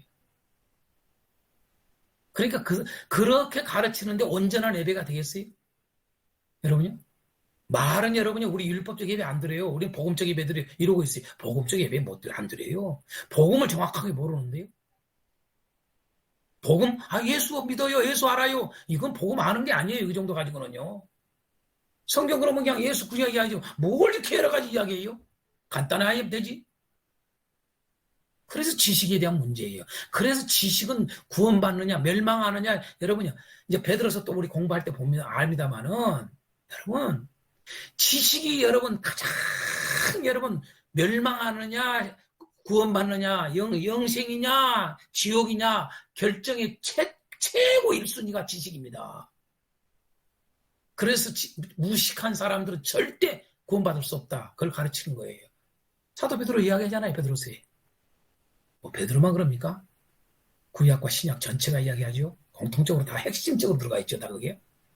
자, 어쨌든 구원을 가볍게 여기면 멸망할 수 있음을 알려준다. 이걸 정확하게 우리는 이 아멘하고 받아들여야 돼요. 우리가 한게는 성경이 이렇게 돼 있다고 말이죠. 자, 뭡니까? 2장 1절 3절 보겠습니다. 1절에 그러므로 우리는 들은 것에 더욱 유념해라. 응? 들은 것에 유념해래. 예? 예? 거기 집중하라는 거지요. 예? 그 말에 집중하라는 거지요. 주의 말씀에 집중하라는 거지요. 유념함이로 우리가 흘러 떠내려가지 않도록 함이 마땅하니라. 응? 그거 가볍게 여기면 안 된다 이거예요. 그러면서 3절에 우리가 이같이 큰 구원을 등한히 여기면 또 나오잖아요. 또 등한히 여긴다. 흘러 떠내려가게 한다는 말과 같이 연결된 거. 등한히 여기면 어찌 그 보응을 피하리요. 심판받는다 이거지요. 이 구원은 처음에 주로 말씀하신 바요. 들은 자들이 우리에게 확증한 바다. 3장 12절 14절까지 3장 12절 14절 형제들아 너희는 삼가 혹 너희 중에 여러분 너희 중이라고 그랬지 여러분 뭐 다른 사람이요? 불신자를 말하는 거예요? 교회 안에 말하는 거죠. 그렇죠? 너희 중에 예수 믿는다고 하는 사람들 교회 공동체를 말하는 거죠. 너희 중에 누가 믿지 아니하는 악한 마음을 품고 살아계신 하나님에게서 떨어질까 조심해야 돼. 두려워해야 돼. 주의해야 돼. 이렇게 이야기하잖아요. 오직 오늘이라 일컫는 동안에 매일 그러잖아요. 매일 피차 권면하여 너희 중에 누구든지 죄의 유혹으로 완고하게 되지 않도록 하라. 죄에 빠지지 않도록 하라는 거예요. 예? 죄의 유혹에 여러분 죄 가운데 계속 살도록 놔두면 안 된다 이거예요. 그럼 멸망하니까 교회를 다녀도 그죠? 구원을 가볍게 여기면 안 된다. 멸망할 수 있다. 지금 그걸 알려주는 거죠. 그래서 주의하라, 조심하라, 이런 이야기 한 거예요, 지금요. 우리가 시작할 때 14절에 확신한 것을 끝까지, 따라서 합시다. 끝까지 경고히 잡고 있으면 그리스도와 함께 참여한 자가 되리라. 반대로 뭐예요? 끝까지 경고히 잡지 않으면. 작년까지. 우리 그런 얘기 많이 듣잖아요. 어느 교회 집사가 어느 교회 장로를 했다는데 어느 교회 집사를 했다는데 어느 교회 권사를 했다는데 목사님 내가 지금까지 작년까지는 이렇게 신앙생활 철저히 했어요. 근데 지금은 뭐냐면 나 교회 지금 잘 안 나가요. 아니 무슨 그 자랑입니까 여러분? 그 심판받을 말을 하는 거예요 자기가요. 그렇죠? 네? 끝까지 경고히 잡고 있으면 그렇잖아요. 그렇죠? 이단들은 이런 말은 잘 들어요. 참 신천지는 이런 말을 어쩜 그렇게 잘 듣는지 몰라. 오늘 우리 기존교회 구원받을 거라고 생각하는 이 기존교회 이단들은 절대 구원받을지 못할 거라는 자는 경고히 굳게 잡고 있는데 저들의 교리를 우리는 우리의 이것을 경고히 잡질 않아요. 이 말씀을. 자 4장 1절 그러므로 우리는 두려워할지니 그의 안식에 들어갈 약속이 남아 있을지라도 너희 중에는 혹 이르지 못할 자가 있을까 함이라. 구원받지 못할 자가 있다. 응? 그렇죠? 그 이야기를 하는 거죠. 11절. 그러므로 우리가 저 안식에 들어가기를 힘쓸지니 힘써야 된다는 거죠. 천국은 침략하는 자를 거라고 했잖아요. 예수님이요. 힘쓸지니 이는 누구든지 저 순종하지 아니하는 본에 빠지지 않게 하려 함이라. 이게 순종해야만 구원이에요. 순종하지 않으면 구원 없어. 결국 멸망해. 그 말이죠. 14절. 그러므로 우리에게 큰 대자된 계시니 승천하시니 곧 하나님의 아들 예수시라. 우리가 믿는 도리를 굳게 잡아라. 굳게 꽉 잡아. 이제 인내 이야기하는 거죠. 지금 열매 맺을 때까지 인내하라는 이야기예요. 지금. 그렇죠? 자, 6장으로 넘어가겠어요. 6장. 6장의 1절서부터 8절까지 보겠어요. 그러므로 우리가 그리스도의 도의 초보를 버리고, 자, 그리스도의 가르침, 복음의 여러분 기초 말이죠. 복음의 초보를 버리라는 거예요. 초보를 버려. 근데 뭐예요? 죽은 행실을 회개함과 하나님께 대한 신앙과, 자, 죽은 행실을 회개함에 대해서 설명할게요. 여러분, 죽은 행실을 회개한다. 그 말은 무슨 말? 죽은 행실 회개. 여러분, 죽은 행실 뭐예요? 여러분, 죄를 짓는 걸 말하지요. 죄를 짓는 걸 말하지요. 여러분요, 죄를 지어서 또 죄를 지놓고 또 회개하고, 또 죄를 지놓고 또 회개하고, 그런 말이에요. 자, 그거 하나만 띄어서 내가 이야기해 줄게. 설명 1절, 2절을 가지고요. 죽은 행실의 회개함을 다시 닦지 말자. 한번 따라서 합시다. 죽은 행실의 회개함을 다시 닦지 말자. 시작. 여러분, 이런 한글도 몰라, 우리가요. 이렇게 돼 있어요. 여러분요, 일주일 동안 살면서 또 죄 짓고 그냥 예수 밖에 살면서 집사가, 장로가, 목사가 그래놓고는 오늘 와서 예배 들어와서 주일날 와서 하나님 용서해 주세요. 이렇게 못 살았습니다. 말씀대로 순종하지 못했습니다. 합니다. 예, 회개합니다. 용서해 주세요. 십자가 피로 깨끗하게 씻어 주세요. 여러분, 그 짓 하지 말라고 지금 말하고 있는 거예요. 그 짓 하지 말라고 여기요. 다시 닦지 말라 그 말은요. 또 다시 또 회개하고 도루묵 신앙이 또 회개하고 또 죄지고 또 회개하고 또 이들 하지 말라고 지금 말하는 거예요. 여러분, 이 구원을 가볍게 여기는 거예요. 그건요. 구원을 귀하게 여기는 것은 왜 큰 구원이라고 그래요? 이게 이것 어떤 거 비교할 수 없는 이 구원은 엄청난 거라 이거죠. 이건요. 예수 그리스도를 통한 이 구원은요. 이것은 어떤 걸 바꿀 수도 없고 어떤 것을 대조할 수도 없고 여러분 비교할 수도 없고 여러분요 어떤 것으로 여러분 이것을 빼앗길 수 없는 거예요. 이 말은 무슨 말이에요? 이 우리가 구원받았다 그 말은 무슨 말이에요? 우리가 의로워졌다 그 말 아닙니까? 지금 로마서로 말하면 예수님이 이미 마태복음에서 이야기하고 있어요. 여러분 깨끗해졌어요. 의로워졌어요. 거룩해졌어요. 그럼 뭐예요? 내가 그걸 지켜야지요. 여러분 그게 여러분 가볍게 여기지 않는 자지요. 왜 돼지 이야기하고 이런 이야기예요? 도로 돌아간 이야기예요. 왜 해요? 베드로서에 나옵니다만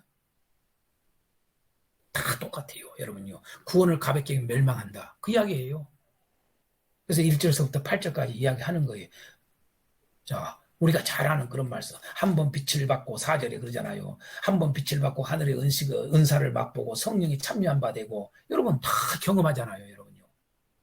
하나님의 선한 말씀과 내세의 능력을 맛보고도 자, 여기는 무슨 말이에요? 선한 말씀과 내세의 능력을 맛봤다는 말을 우리가 이 구원의 원리로 말하면 어떻게 돼요? 여러분, 듣고, 깨닫고, 여러분, 그랬다고 말이에요, 여러분요. 깨닫기가 다 했어요, 여러분요. 이 말은요.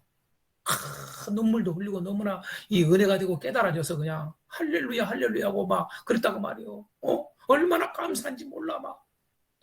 목사님, 너무나 예수님이 좋아요. 이랬다고 말이요. 그렇죠? 근데 어떻게 돼요?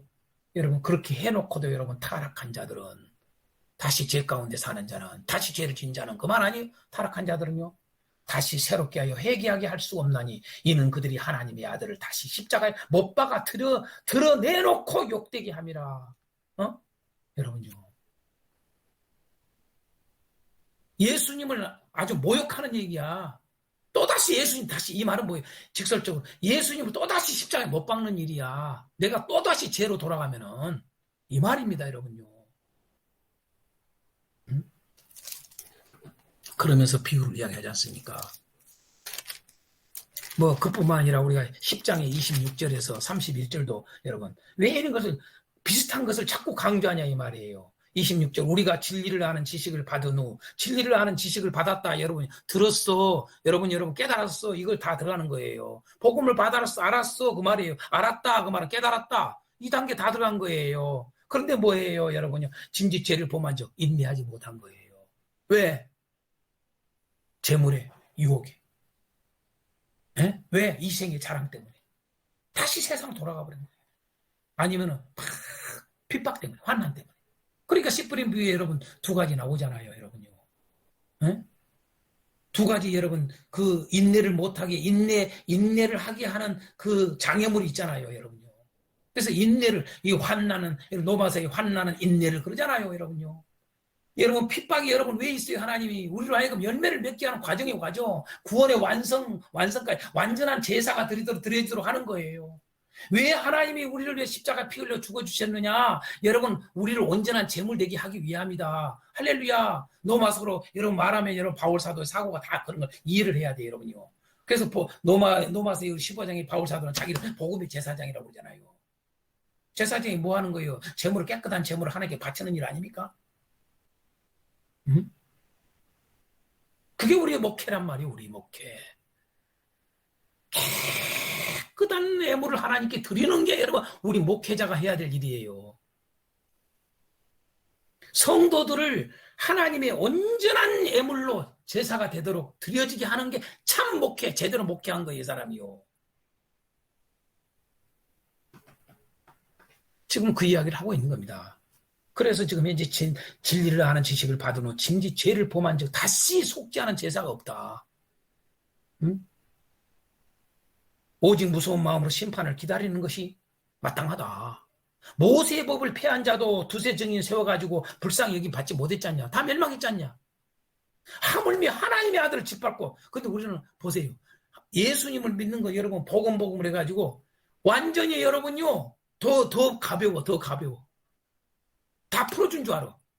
내가 마태복음 할 때 이야기했잖아요. 여러분 저 모세가 가르치는 저 바리새인과 서기관들이 가르치는 의보다 더 나아야 여러분 천국 간다고 그랬어요. 그보다 못해도 더 천국 간다고 그랬어요. 그보다 더 나아야 천국 간다고 예수님이 말씀했다고 말이요. 수준이 달라. 10계명 정도 가지고 안 돼. 10계명 그 율법의 10계명 정도 지켜가지고 여러분 안 돼. 10계명보다 한창이 더 높은 훨씬 수준 높은 윤리적 도덕적 것을 요구하는 거예요. 그게 여러분 하나님의 의예요, 여러분요. 그게 예수를 믿음으로 여러분 그게 가능한 할 수 있는 거란 말이에요. 자꾸 불완전론 이야기 가지고 여러분요.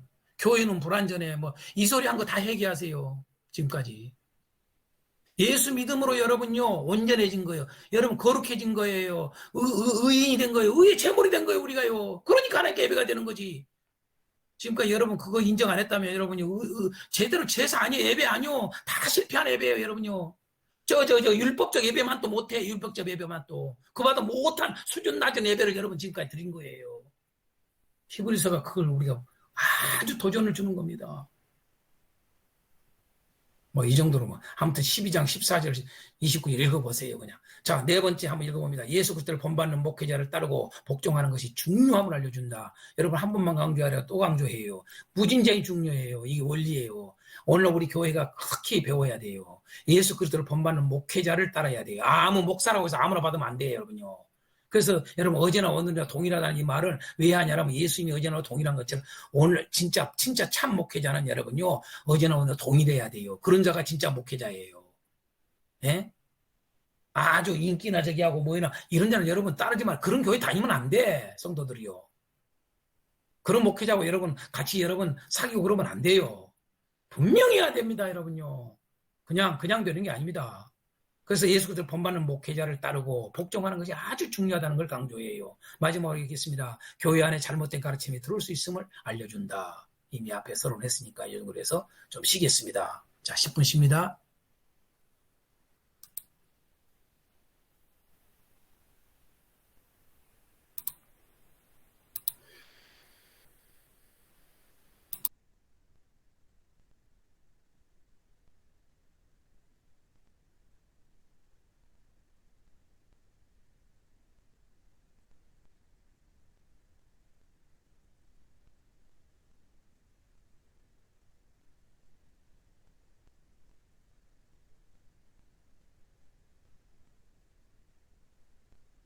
개인별로. 자, 소거하시고, 자, 수업 시작합니다.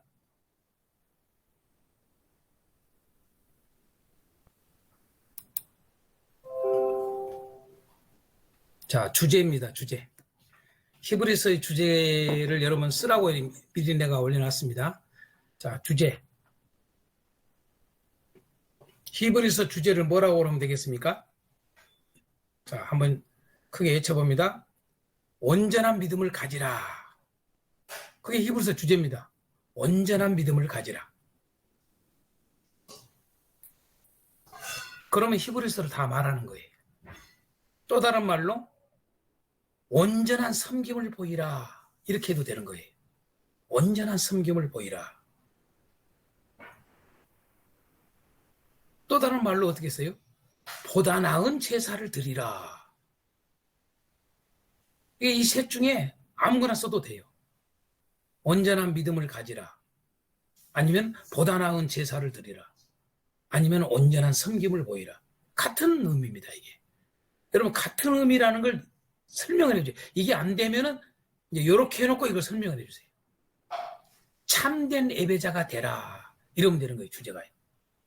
히브리서를 딱 주제를 뭐라고 그럴까? 참된 예배자가 되라. 그러면 그냥 끝나는 거예요. 이것처럼 확실한 주제가 없어요, 히브리서는. 참된 예배자가 되라. 자, 이 말을 이렇게 하는 거죠. 온전한 믿음을 가지라. 이 말이 사실 뭐예요? 참된 예배자가 되라. 같은 말이에요, 여러분. 온전한 섬김을 보이라. 같은 말이에요. 참된 예배자가 되라. 그 말이.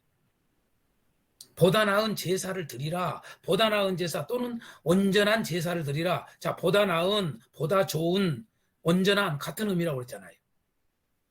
그러니까 중심 단어가 이렇게 키워드가 나오면은 주제를 그 키워드에 의해서 정확하게 딱 잡는 거예요. 키워드가 다 들어가 있잖아요. 온전한, 보다 나은. 자, 믿음, 제사, 섬김 같은 의미 다 하나로 연결된 단어죠. 그래서 참된 예배자가 되라. 이게 가장 좋아요. 참된 예배자가 되라. 다 같이 한번 해봅니다. 참된 예배자가 되라. 그게 히브리서입니다.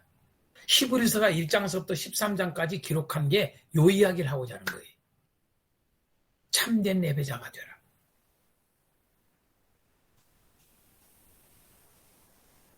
온전한 예배론이에요. 온전한 예배론. 히브리서는요.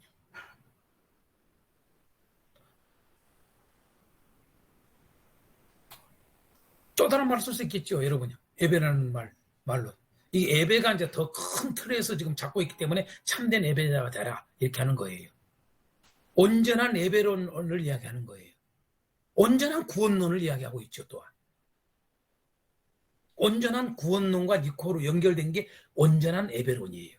항상 잊지 말아야 돼요. 그냥 예배가 아니에요. 참된 예배예요. 하나님이 기뻐 받으시는 예배라고 그러잖아요. 13장 마지막 부분에 여러분 하나님을 기쁘시게 하는. 여러분 11장에서도 우리 믿음장 이야기하는데 믿음이 뭐라고 그래요? 여러분 히브리서 11장 6절 너무 잘하잖아요. 믿음이 없이는 하나님을 기쁘시게 할 수 없다 이렇게 말하잖아요. 뭐예요? 여러분 예배, 참된 예배. 참된 예배는 믿음이 있어야 돼. 예수 믿음이야. 그런데 믿음도 이제 뭐예요? 다 어디로 연결시켜요? 히브리서 11장에 보면요. 예수 믿음으로 연결시킨단 말이에요. 왜 굳이 모세가 바로 궁에서 여러분 떠나고 이런 걸 이야기를 그냥 궁에 떠났다고 그러고 고난받았다고 그러지 믿음으로 했다고 그러지 굳이 그리스도를 위하여 뭐 이렇게 이야기를 해요. 예수 그리스도를 믿음이라는 얘기죠. 그래서 여러분 히브리서는 놀랍게도 뭐라고 그래요? 복음이 여러분 예수님이 오심으로 복음이 아니에요, 여러분요. 구약의 여러분 선지자들을 통해서 모세를 통해서 들었던 모든 말씀들을 뭐라고 그러느냐? 복음이라 이렇게 해놓은 거예요. 여러분 히브리서 4장 보세요. 4장. 히브리서 4장. 자, 히브리서 4장 한번 봅니다. 복음이라는 단어가 딱 여기서만 나오는데 히브리서에서는 자 뭐라고 그런가 보세요. 4장 2절에 그들과 같이 우리도 복음 전함을 받은 자이나 들은 바 그 말씀이 그들에게 유익하지 못한 것은 듣는 자가 믿음과 결부시키지 아니함이라. 여러분 그러면서 또다시 저 밑에 보세요, 여러분. 6절에 그러면 거기에 들어갈 자들이 남아 있거니와 복음 전함을 먼저 받은 자들은 순종하지 아니함으로 말미암아 들어가지 못하였으므로. 자, 여기 지금 순종하지 않은 자들이 누구예요? 들어가지 못한 자 뭐예요? 지금 현재 여호수아 때 안식 지금 현재 들어가지 못한 자 지금 1절부터 이야기하고 있잖아요. 그렇죠? 그런데 뭐예요? 이들을 뭐라고 그래요? 복음 전함을 먼저 받은 자라고 하잖아요. 복음을 먼저 받았다. 2절에도 그들과 같이 우리도 복음 전했다. 복음 전함을 받았다. 그럼 그들도 복음을 전함을 받았다. 그 말 아니에요? 그들과 같이 그 말이니까. 이제 이해가 되죠. 그러니까 구약 시대에도 여러분요, 하나님 말씀을 듣는 게 곧 복음을 들은 거예요. 동일한 거예요. 아담도 복음을 들은 거예요. 제가 창세기부터 구약할 때는 정확하게 이야기해 줍니다. 아담이 들은 거하고 오늘 우리하고 다른 거 아니다 이 말이에요. 노아 때 아니다 이 말이에요. 모세 때 아니다 이 말이에요. 동일한 거예요. 하나님은요. 어제나 오늘 동일하신 하나님이에요. 복음을 전한 거예요. 복음을요. 그게 율법 속에 복음이 들어있다고 내가 얘기하네. 그러니까 창세기부터 갈 때 제가 여러분 혹시 여러분 중에 아직도 우리 굽나제 바이블 아카데미라고 해가지고 유튜브에 영상으로 동영상으로 내가 여러 책들 좀 강의해 놓은 거 있어요. 강의해 놓은 거 있는데 1장서부터 마지막까지 본문까지 싹 다뤄서 해놓은 것 같은 경우는 창세기는 완전히 다 다뤄놨어요. 한번 들어보세요. 그걸 한번 들어보세요. 네. 여러분이 지금까지 오는 창세기하고 전혀 달라요. 많이. 지금 다 전 세계 교회가 알고 있는 창세기를 너무 잘못 가르치는 게 많아요. 한번 들어보세요. 처음 들을 거예요. 처음 듣는 게 많을 거예요. 성경을 정확하게 보게 돼 있어요. 키워드는요. 자, 어찌됐든 뭐 거기까지 갔습니다만은 복음을 들은 거예요. 복음. 자, 참된 예배자가 되라 주제입니다. 참된 예배자가 되라. 응? 그걸 또 다른 말로 더 구체적으로 표현해서 이걸 뭐라고 그러냐? 참된 예배자가 되라. 그 말은 뭐냐? 예수 그리스도의 신망애를 분명하게 나타내라. 이게 같은 말이에요. 아시겠습니까? 이게 히브리서가 말하는 내용이에요. 이게 지금 히브리서 싹 해놓은 거예요. 한마디로 표현해 놓은 거예요.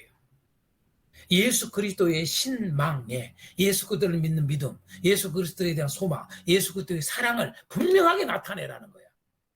그게 참된 예배자라는 거예요. 그게 진짜 온전한 신앙을 가진 거예요. 그게 온전한 섬김을 보이는 거예요.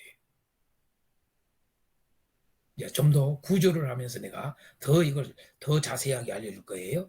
자, 이거 지금 여기까지 지금 이해가 되는가 모르겠습니다. 자, 마지막 구조를 보겠습니다. 자, 구조는 기존 구조와 키워드 구조를 제가 분명히 나눠서 보지요. 사실 키워드 구조가 진짜지요. 기존 구조는 뭐예요? 기존에 여러분들이 알고 있는, 지금까지 학자들이 가르쳤거나 목사님들이 알고 있는, 지금 그걸 지금 현재 대표적인 거 몇 군데만 골라서 기존 구조를 해놓은 거예요. 왜 기존 구조를 하느냐? 비교하라고요. 비교하라고. 여기서 배우를 하는 게 아니라 비교하라고요. 얼마나 차이가 있는가를. 자, 기존 구조부터 내가 보겠습니다. 기존 구조. 어떻게 했는가 보세요.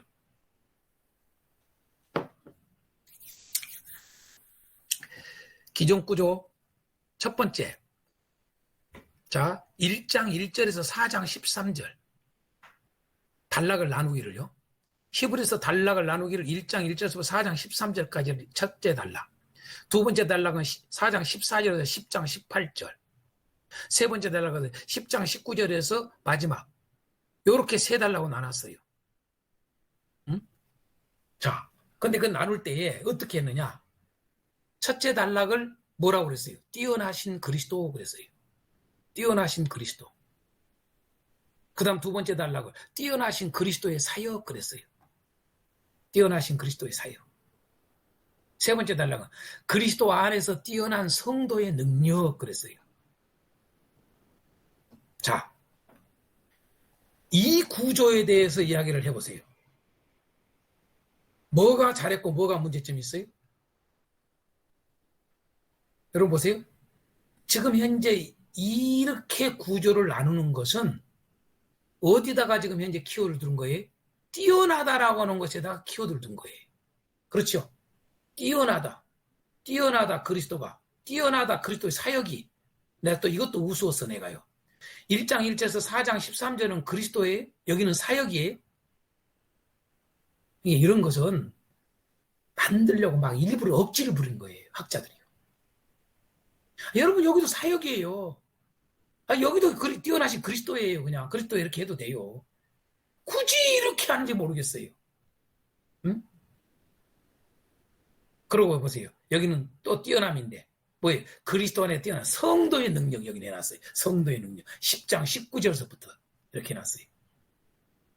그러니까 여기는 키워드가 뛰어남에다가만 둬버렸어요. 뛰어남에다. 자, 여쭤볼게요. 여러분 히브리서 여러분 뛰어남만 해놓으면 강조해놓으면 어떻게 될까요? 이걸 부분적으로 안다 그러는 거예요. 한쪽으로 치우치는 거예요. 뛰어남 이것만 생각하는 거. 자, 이게 이제 가장 많이 쓴 것 같아요. 흔하게.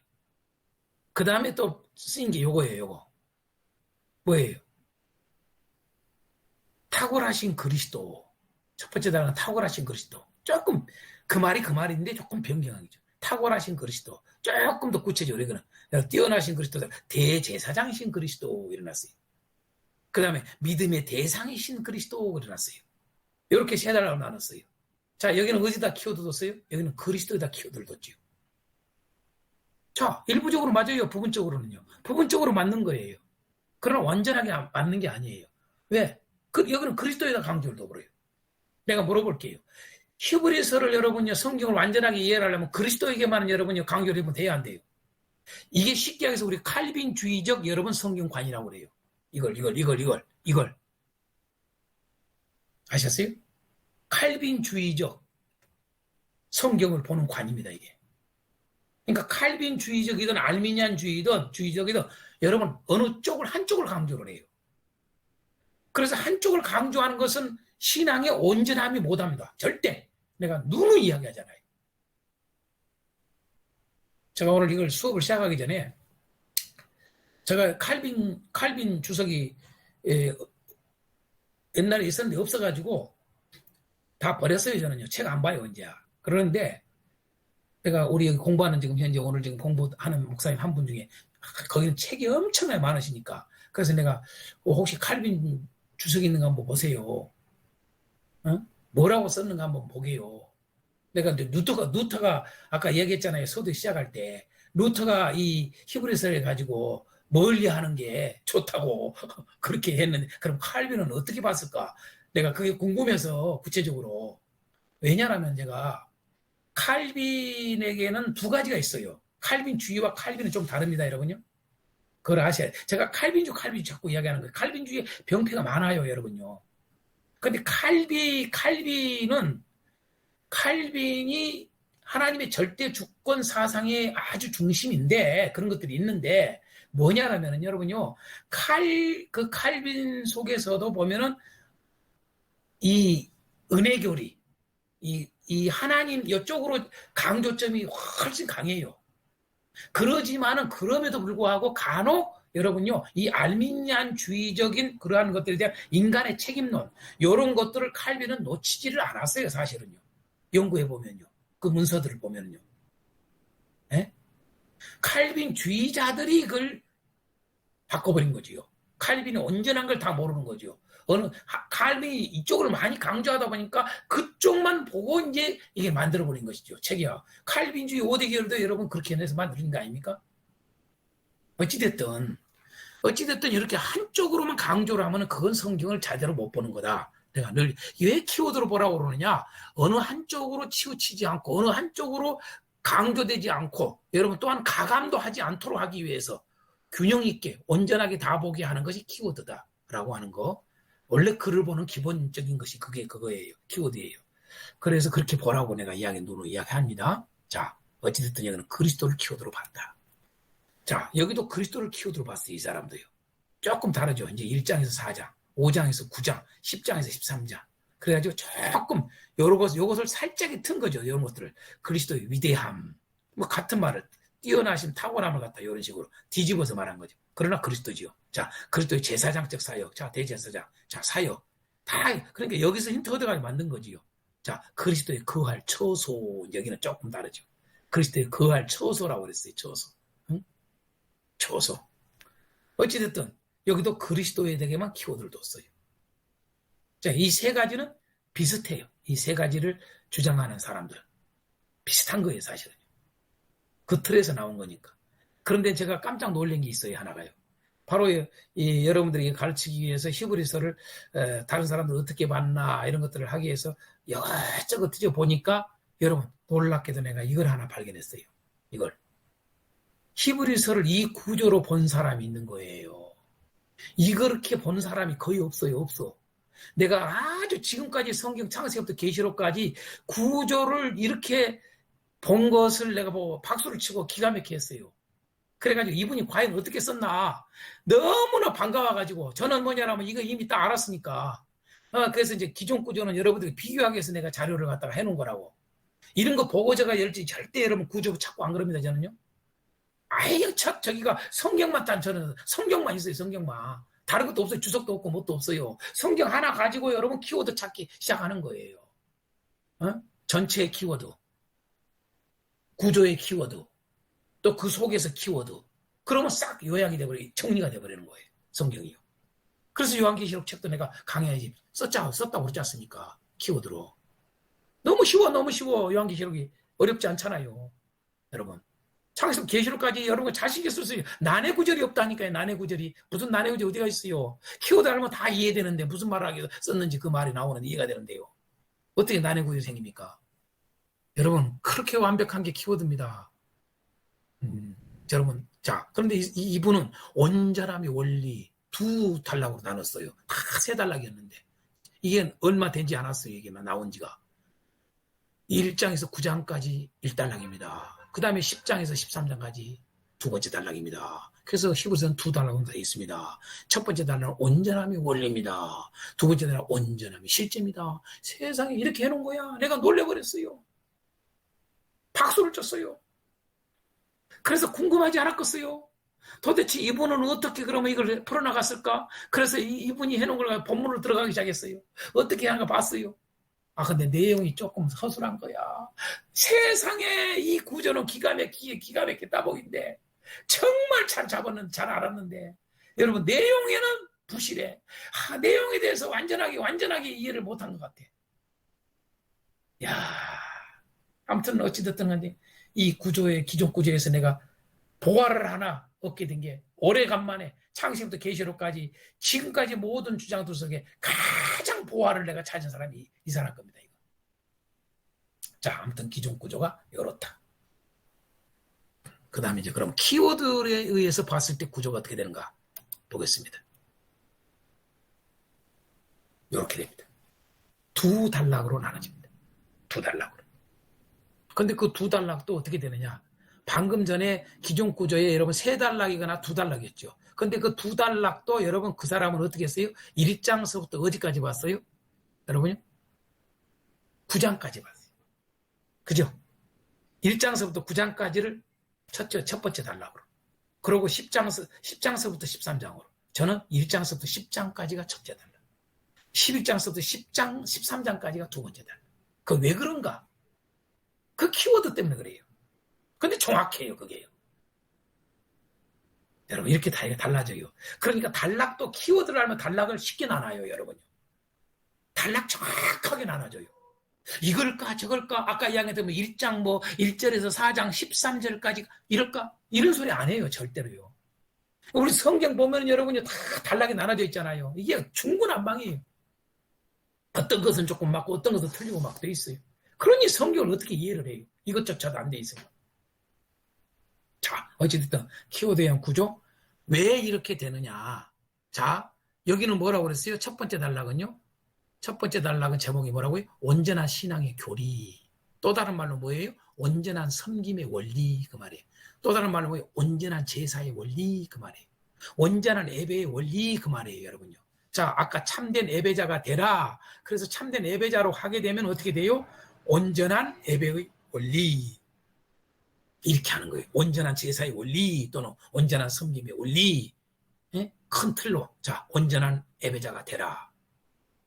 그 다음에 달라고 나가서 1.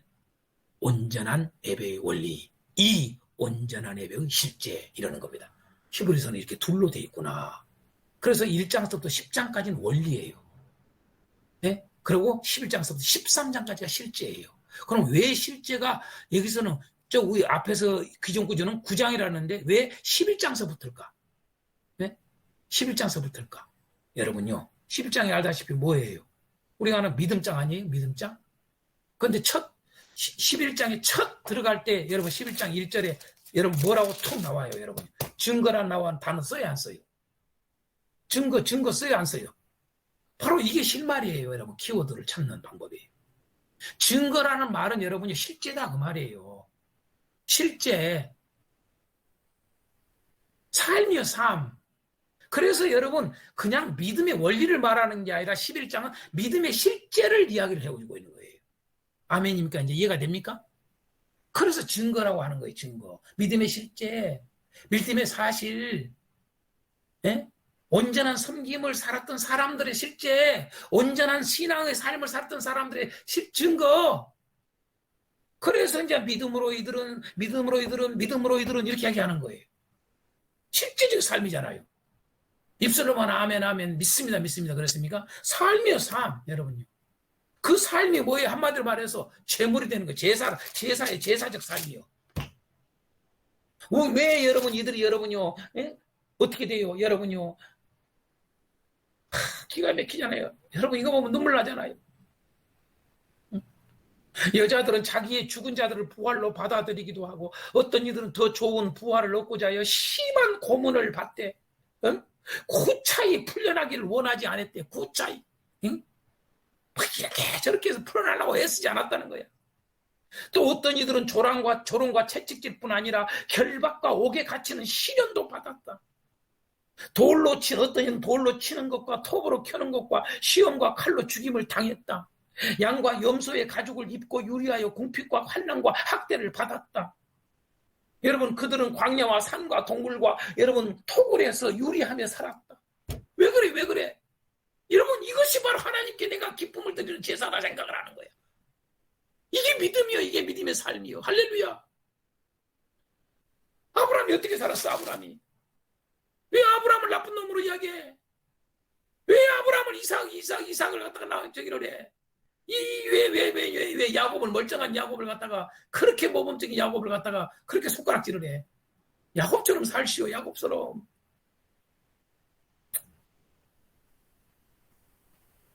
온전한 섬김의 삶을 살았던 사람들이 이 사람들이요. 온전한 신앙의 삶을 살. 다시 말해서 약속을 끝까지, 언약을 끝까지 붙들고 간 사람들이 아브라함, 이삭, 야곱이에요, 여러분요.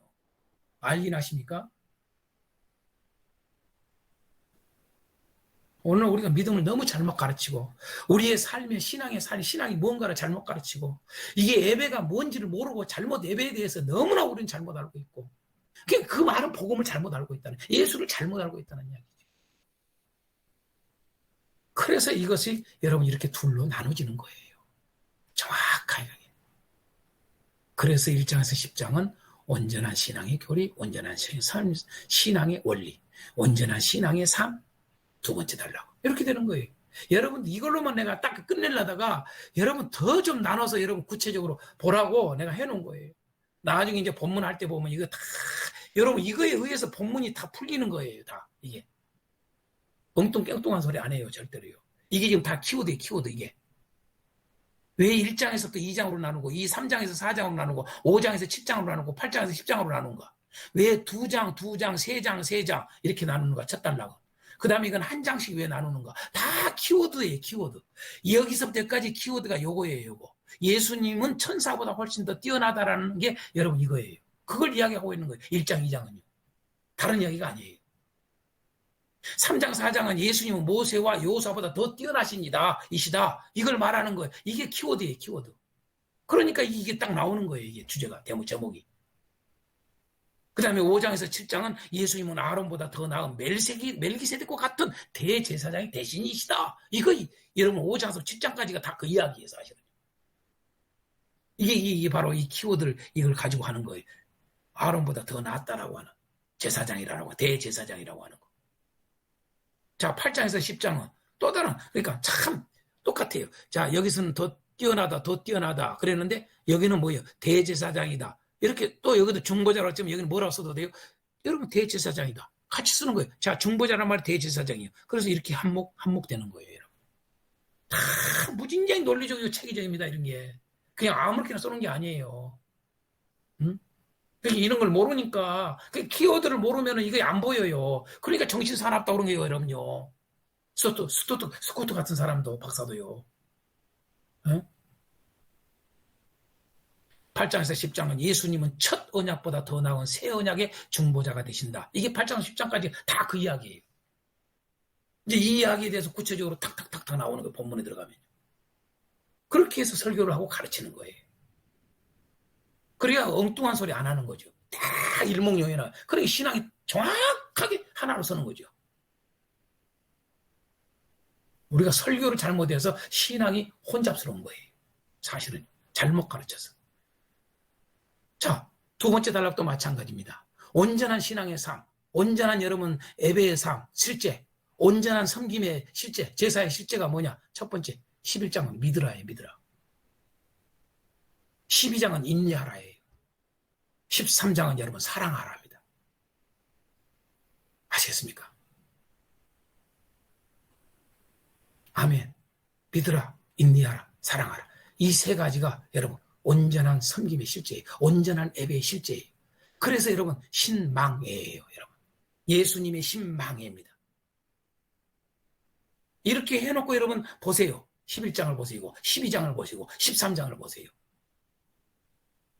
마지막 13장을 보면 여러분요. 그래서 이제 13장에 보면 다 사랑하라는 얘기예요. 그래서 형제 사랑하기를 계속하고 이렇게 나오는 거예요. 형제 사랑이에요. 저 뭘 이방 이게 아니고요. 형제 사랑. 응? 손님 대접하기를 응? 기쁘게 여기고 손님 대접 나그네를 응? 또 갇힌 자를 생각하고 다 여러분 사랑 아닙니까? 그렇죠? 학대받은 자를 생각하고 모든 사람은 결혼을 귀히 여기고 여러분 사랑이다. 사랑 이야기를 다 하는 거예요.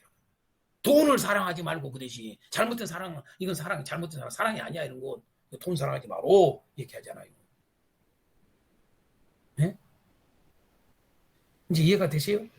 7절에 하나님의 말씀을 너희에게 일러주고 너희 인도하던 자들을 생각하고 누구예요? 오늘 우리 목사들을 여러분 참 이렇게 그 사랑이에요. 그게. 목사들을 생각하고 목사들을 귀히 여기고 이게 사랑이라고 해요. 다 사랑 이야기예요. 그래서 쭉 뒤에까지가 다 사랑 이야기입니다. 우리를 위해서 기도하라 18절 다 이러면 사랑입니다. 이게요. 사랑에 대한 이야기를 하는 거예요. 예수의 사랑에 대한 구체적인 것들을 쫙 다루는 거예요. 이렇게 해서 여러분 구조가 되는 것입니다. 그럼 히브리서가 완전히 딱 들어오는 거예요. 자, 결론을 맺겠습니다. 다 같이 크게 외칩니다. 예수님이 참된 중보자시다. 시작. 결론은 딱 이걸로 우리 알아야 돼. 예수님이 참된 중보자시다. 딱 세 번 이야기합니다. 중보자라는 단어가 8장 6절, 9장 15절, 12장 24절. 거기다가 이제 대제사장 하면은 엄청나죠. 대제사장도 중보자니까요. 제사장도. 그렇죠? 자, 어찌됐든 예수님이 참된 중보자시다. 그래서 우리가 요한복음 14장 6절 잘 알아요. 내가 길이요 진리요 생명이니 나로 말미암지 않고는 아버지께로 올 자가 아무도 없다고 그러잖아요. 그죠? 아버지께 갈 자가 아무도 없어. 예수님 아니고서는 안 돼. 예수님이 참된 중보자야. 라고 하는 것을 히브리서는 말하고 있는 거지요. 그러면서 뭐예요? 순종이 참 제사다. 결론은 그거예요. 순종이 참 제사다. 그래서 순종을 강조를 합니다. 순종을. 다 같이 따라합시다. 순종이 참 제사다. 순종이 참 제사다. 10장 6절 7절만 제가 읽어드리겠습니다. 10장 6절 7절에 이렇게 말합니다. 여러분요. 하나님이 제사와 애물을 원하지 아니하시고 오직 나를 위하여 한 몸을 예비하셨도다. 번제와 속죄제는 기뻐하지 아니하시나니 이에 내가 말하기를 하나님이여 보시옵소서. 두루마리 책에 나를 가리켜 기록된 것과 같이 하나님의 뜻을 행하러 왔나이다. 예수님 하시는 말씀 아닙니까 이게요? 시편의 말을. 시편의 이 예언이 예수님 그대로 한 거예요. 그래서 여러분 순종이 제사보다 낫다라고 했던 거예요. 구약에 이미. 예수님은 이미 복음서에 또한 이미 이야기 써요. 그렇죠? 순종이 제사보다 낫다. 다시 말해서 참 제사는 순종이야. 누구에게? 예수님께. 예수님께 순종하는 게 참된 제사야. 이 말이에요. 그 순종이 뭐예요? 그래서 믿으라. 여러분, 인내하라. 사랑하라. 여러분, 마지막에 찬양을 내가 하나 보여주면서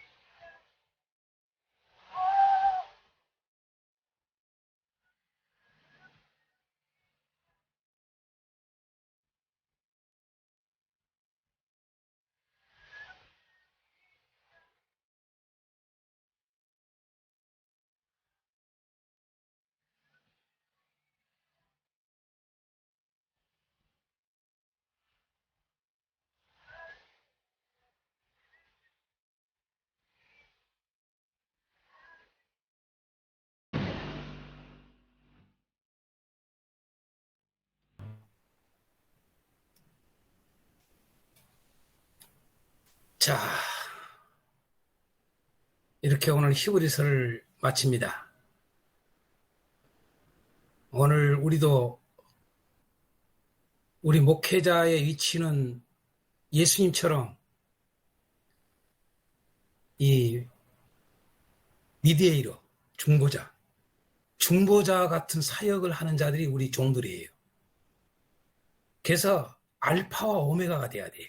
흔들리지 않아야 돼요. 왜 히브리서에 예수님은 오늘이나 어제나 동일하다는 말을 했느냐? 이 중보자의 위치를 정확하게 했다. 그 말을 알려주기 한다는 이 말이에요. 우리도 그런 자세로 끝까지 그렇게 해서 모든 성도들을, 하나님이 나에게 맡겨진 성도들을 이렇게 하나님 앞에 제물로 드리는 삶을 마지막까지 이뤄야, 온전한 열매로 드려야, 그때야 우리는 인정을 받고 칭찬을 받는 것이 상이 있지. 그렇지 않냐면 나 모른다 그래요. 우리 종들이 이것을, 우리 히브리서를 통해서는 우리는 성도이면서도 목회자이기 때문에 그 마음이 우리에게 심어지기는 그런 은총이 있기를 원합니다. 자, 오늘 공부한 내용 한번 나누겠습니다. 좀 어떠셨습니까, 여러분? 소감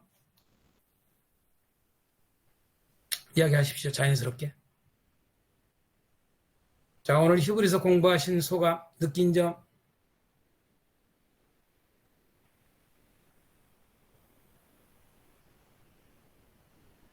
자, 우리 이광송 교사님이 하실런가 보네. 이광송 교사님 소감 듣겠습니다. 예, 수고하셨습니다, 목사님. 네, 감사합니다.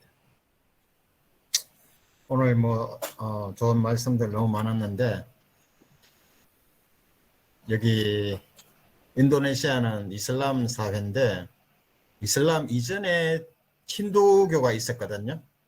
그래서 인도네시아 사람들의 똑똑한 사람들도 아주 많지만은 대부분의 사람들은 지적인 수준이 좀 많이 이게 떨어져요. 그래서 체계적인 성경 공부라든지 이런 거는 이 사람들한테 안 어울린다고 이야기하면서 학교에서나 또 이 사람들한테 가르치는, 예전부터 힌두교 영향을 받아가지고 동행이라고 하는데, 하나의 비유를 통해 가지고 이야기를 통해서 가르치는 게 이 사람들이 아주 좋아하는 그런 내용이거든요. 그래서 오늘 목사님 말씀 들으면서 거기 다람쥐 쳇바퀴시나 멈추면 퇴보한다. 언제부터 우리 육체가 늙어가나 신체가 성장을 멈출 때 벌써 우리가 늙어간다, 퇴보한다, 이런 이야기 참 제게도 저도 여기 와서 한 20년 살다 보니까 영향을 받았는지 아주 그런 내용들이 아주 좋은 것 같아요. 아주 마음속에 다가오고, 야, 인도네시아 사람들, 여기 성도들이 이런 말은 정말 쉽게 받아들일 수 있겠다라는 그런 생각들. 그래서 오늘 마지막 찬양과 함께 목사님 말씀하신 대로 정말 참된 중보자로 제가 이 땅에 왔는데, 여기 와서 제가 목사님도 한 20년 전에 오셨잖아요. 그렇지. 20년 전에 오셔서 하신 그 설교 내용도 제가 아직 기억하고 있는데, 가나 혼인잔치 설교를 하셨는데, 저는 모르는. 처음에 와가지고는 어려운 설교 내용을 가지고 했는데 못 알아들어, 이 사람들이. 상식도 많이 우리보다는 부족하고 이런 지식 수준이 모자라다 보니까 무슨 일을 하든 쉽게 가르쳐야 되는데, 이 키워드 성경 공부가 그래도 조금 더 그들에게 쉽게 다가갈 수 있지 않나 하는 그런 생각이 되고, 그래서 참된 중보자로서 그들에게 제대로 써야 되겠다라는 그런 생각 오늘 말씀을 들으면서도 해봤습니다. 감사합니다. 예, 감사합니다. 인도네시아만 그런 게 아니라 제가 여러 나라를 많이 다녀봤잖아요. 예. 근데 특히 이 동남아시아 쪽의 나라들은 필리핀이나 다 비슷해요. 그러니까 하나님 말씀을 적당하게 알지, 깊이 알려고 하지도 않고 깊이 가르치지도 않고, 가르치는 자도 그렇고 그 사람들이 저기에 따라서 하려고 하는. 그래서 이 키워드로 한번 가르쳐 보세요. 어린 애부터 시작해서 노인까지 이게 달라집니다. 그리고 이게 되겠나? 반드시 들어갑니다. 이게 저는 다 이게 실질적인 임상 결과를 통해서 한 거예요. 제가 학교를 운영했잖아요. 대안학교를 제가 2군데나 운영했잖아요. 예, 예, 예. 아이들 진짜 우리 대안학교는 저 뭐 무슨 뭐냐 국제학교처럼 공부 잘하는 애들 한 게 아니라 완전 사고 뭉치들을 불러다가 했는데 애들이 바뀌어버려요. 이렇게 가르치면 성경을요. 완전히 생각이 바뀌어지고 공부도 잘하게 돼요. 똑똑해집니다. 그러니까 인도네시아에서 모든 분야에 탁월한 자로 만드는 방법은 이렇게밖에 없어요. 꼭 하세요. 예, 예. 감사합니다. 예, 예. 예. 다른 분요? 다른 분 소감이요. 누가 하시렵니까?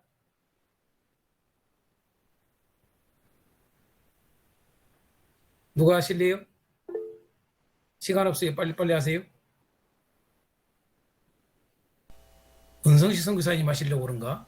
밑에 지금 뭐 이렇게 누르신 거 보니까. 은성시 선교사님만 하세요, 여러분요. 소감을. 병원에 입원해 계신데. 김영호 목사님부터 하실래요? 제가 네, 은성 교사님부터 먼저 하세요. 예. 이게 됐습니다. 전 세계적으로 신학교나 목사님들이 고르는 문제인데, 어쨌든 저는 칼빈주의 기존 구원론을 부인하는 사람입니다. 칼빈주의를 배웠지만은 한번 구원받으면 영원히 구원받았다는 하나님의 절대 주권만 입각해서 보는 구원론은 저를 부인하고요.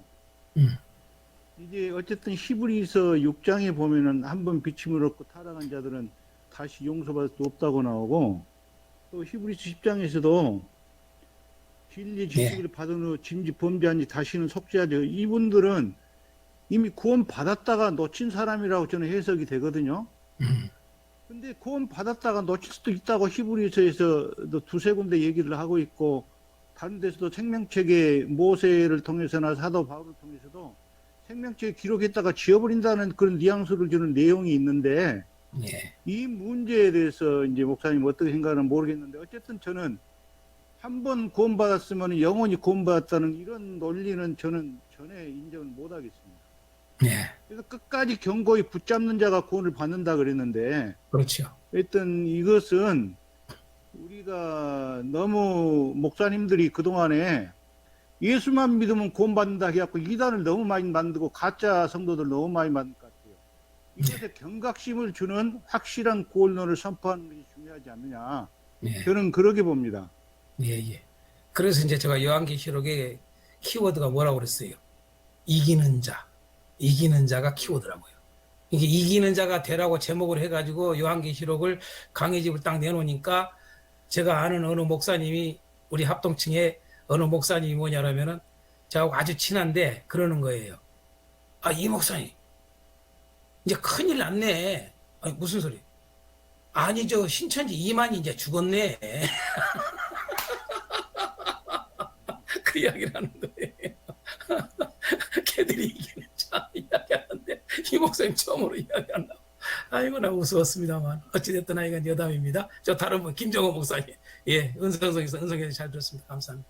김정호 목사님.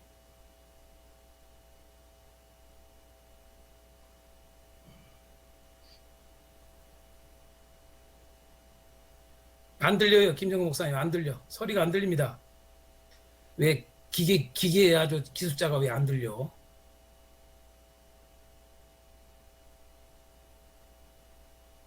소리가 안 납니다, 김정호 목사님. 화면도 안 좋고.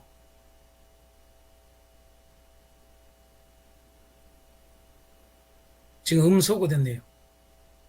아, 안 되는구만. 하고 싶은 이야기가 있는데. 자, 다른 분요. 또 다른 분요. 누가 이야기 하실랍니까?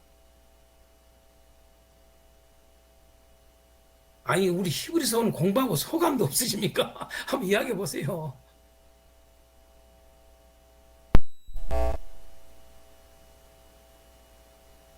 너무 어려웠나?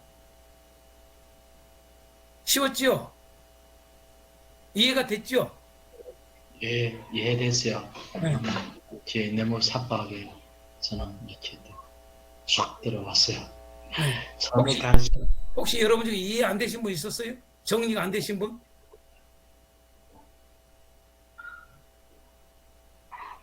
없었습니까? 우리 저기 저 미국의 최 목사님 한번 이야기 들어봅시다. 최 목사님 안 졸지요? 최 목사님 얼굴이 안 보이세요? 미국에 어디 소감 좀 한번 들어봅시다. 아이고 안 좋으시고 잘 들으셨네. 소리 안 납니다. 소리 켜시고 밑에 마이크 밑에 누르세요. 마이크. 수화기 누르지 말고요. 마이크 누르세요. 오케이. 방금. 예, 여기 시간이 좀 이렇게 바뀌어가지고 소리가 적네요. 좀 피곤한 상태에서 좀 들었는데 듣다 보니까 은혜도 되고 제가 생각한 것보다 더 은혜롭고 앞으로 좀 피곤하겠지만 우리 목사님 교수님 강의 열심히 들어서 우리 미국에 있는 탈북자나 우리 성도들한테 하나님 말씀 제대로 잘 가르쳐서 귀한 시간 만들어 가야 되겠다. 그리고 앞으로 이 시간 놓치지 않겠다고 또 다시 한번 했습니다. 예, 감사합니다. 예, 그저 소리 걸리고 찍고 올려가지고 말씀 들립니다. 자, 또 다른 분요.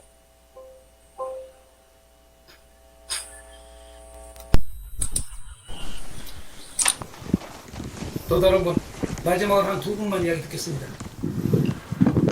하나, 둘. 네, 선생님 제가 얘기하겠습니다. 예, 우리 중국의 최성 교사님. 예, 저도 히브리서가 좀 힘들다고 어렵다고 이렇게 생각했었습니다. 예, 그리고 그다음에 좀 이렇게 난해한 구절이 좀 있다고 이렇게 했는데 오늘 들으면서 마음이 제일 꽂힌 게가 내 신앙생활 아니면 목회를 하면서 율법적 예배만도 못한 그런 예배를 그런 목회를 해왔구나. 예, 그것이 제일 마음에 찔렸고요. 그리고 여기에서 또 그 히브리서의 수신자를 이렇게 선생님께서 여러 가지 이렇게 좀 나누시면서 그들이 그렇게 고난도 지금도 계속 받고 있는데 그 다음에 그 복음 안에 들어와서 예, 고난의 큰 싸움들 이렇게 견뎌낸 자들인데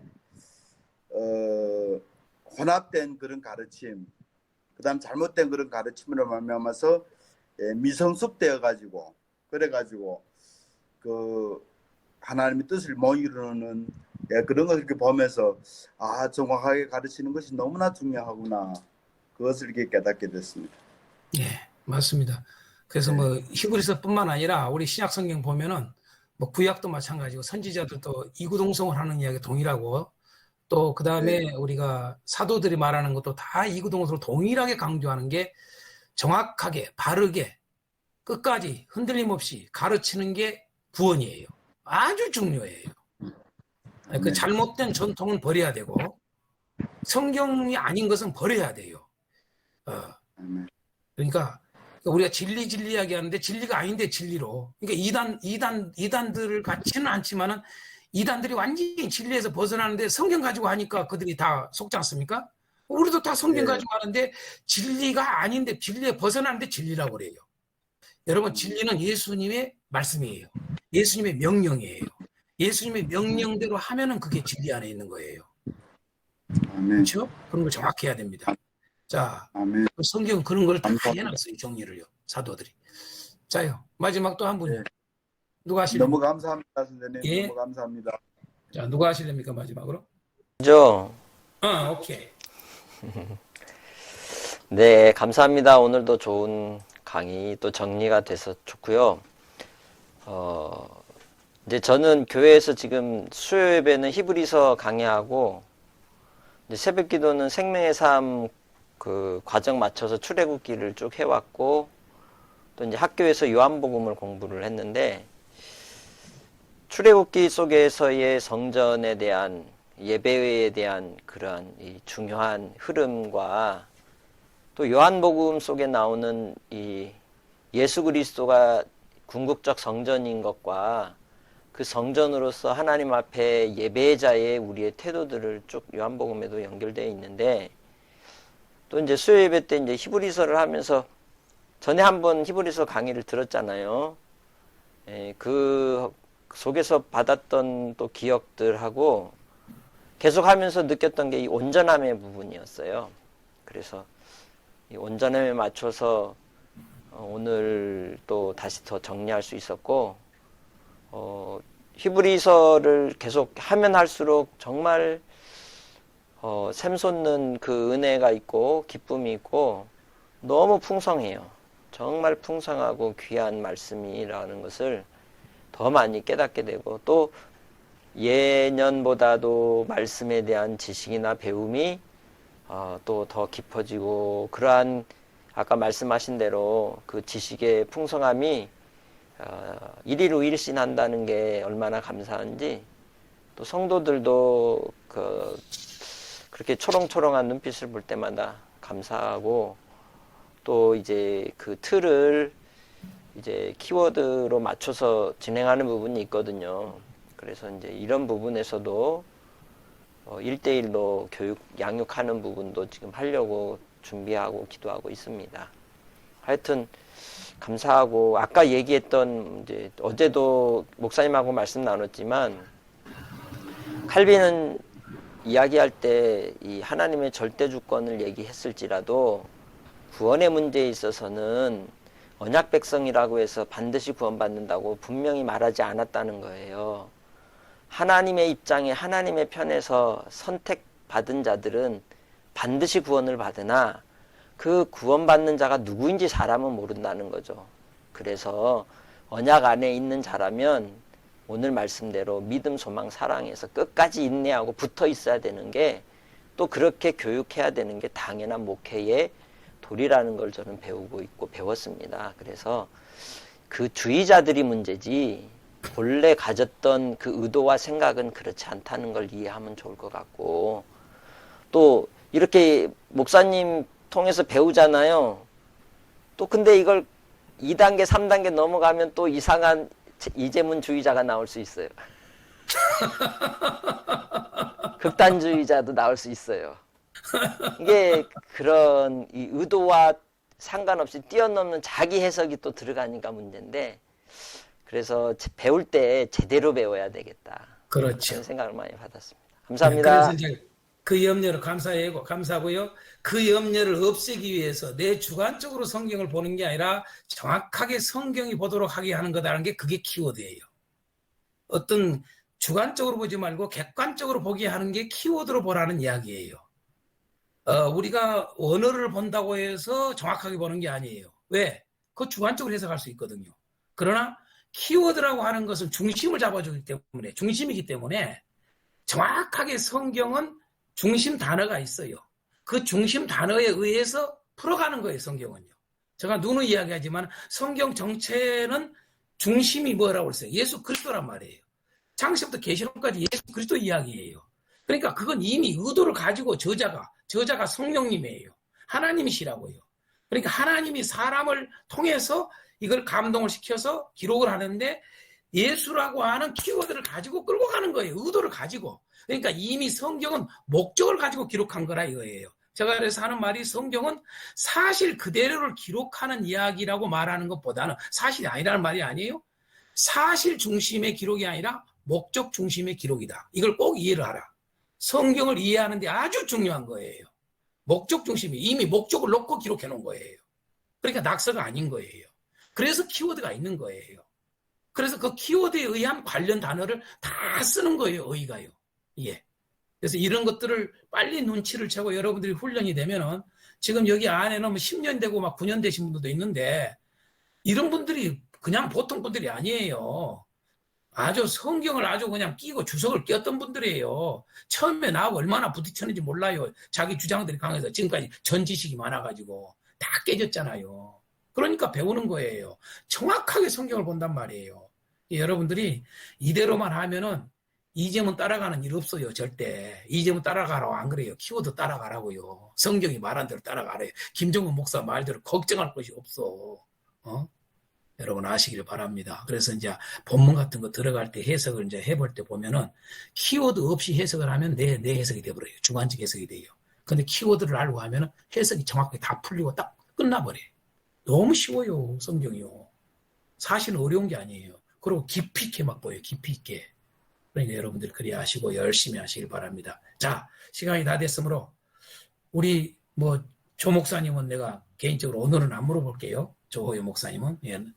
자, 나중에 한번 또 들어보겠습니다. 자, 모두들 수고하셨습니다. 승리하시고 은성 교사님, 김경희 수고하셨습니다. 기도해 주시길 바랍니다. 예, 축복합니다. 수고했습니다. 건강하십시오.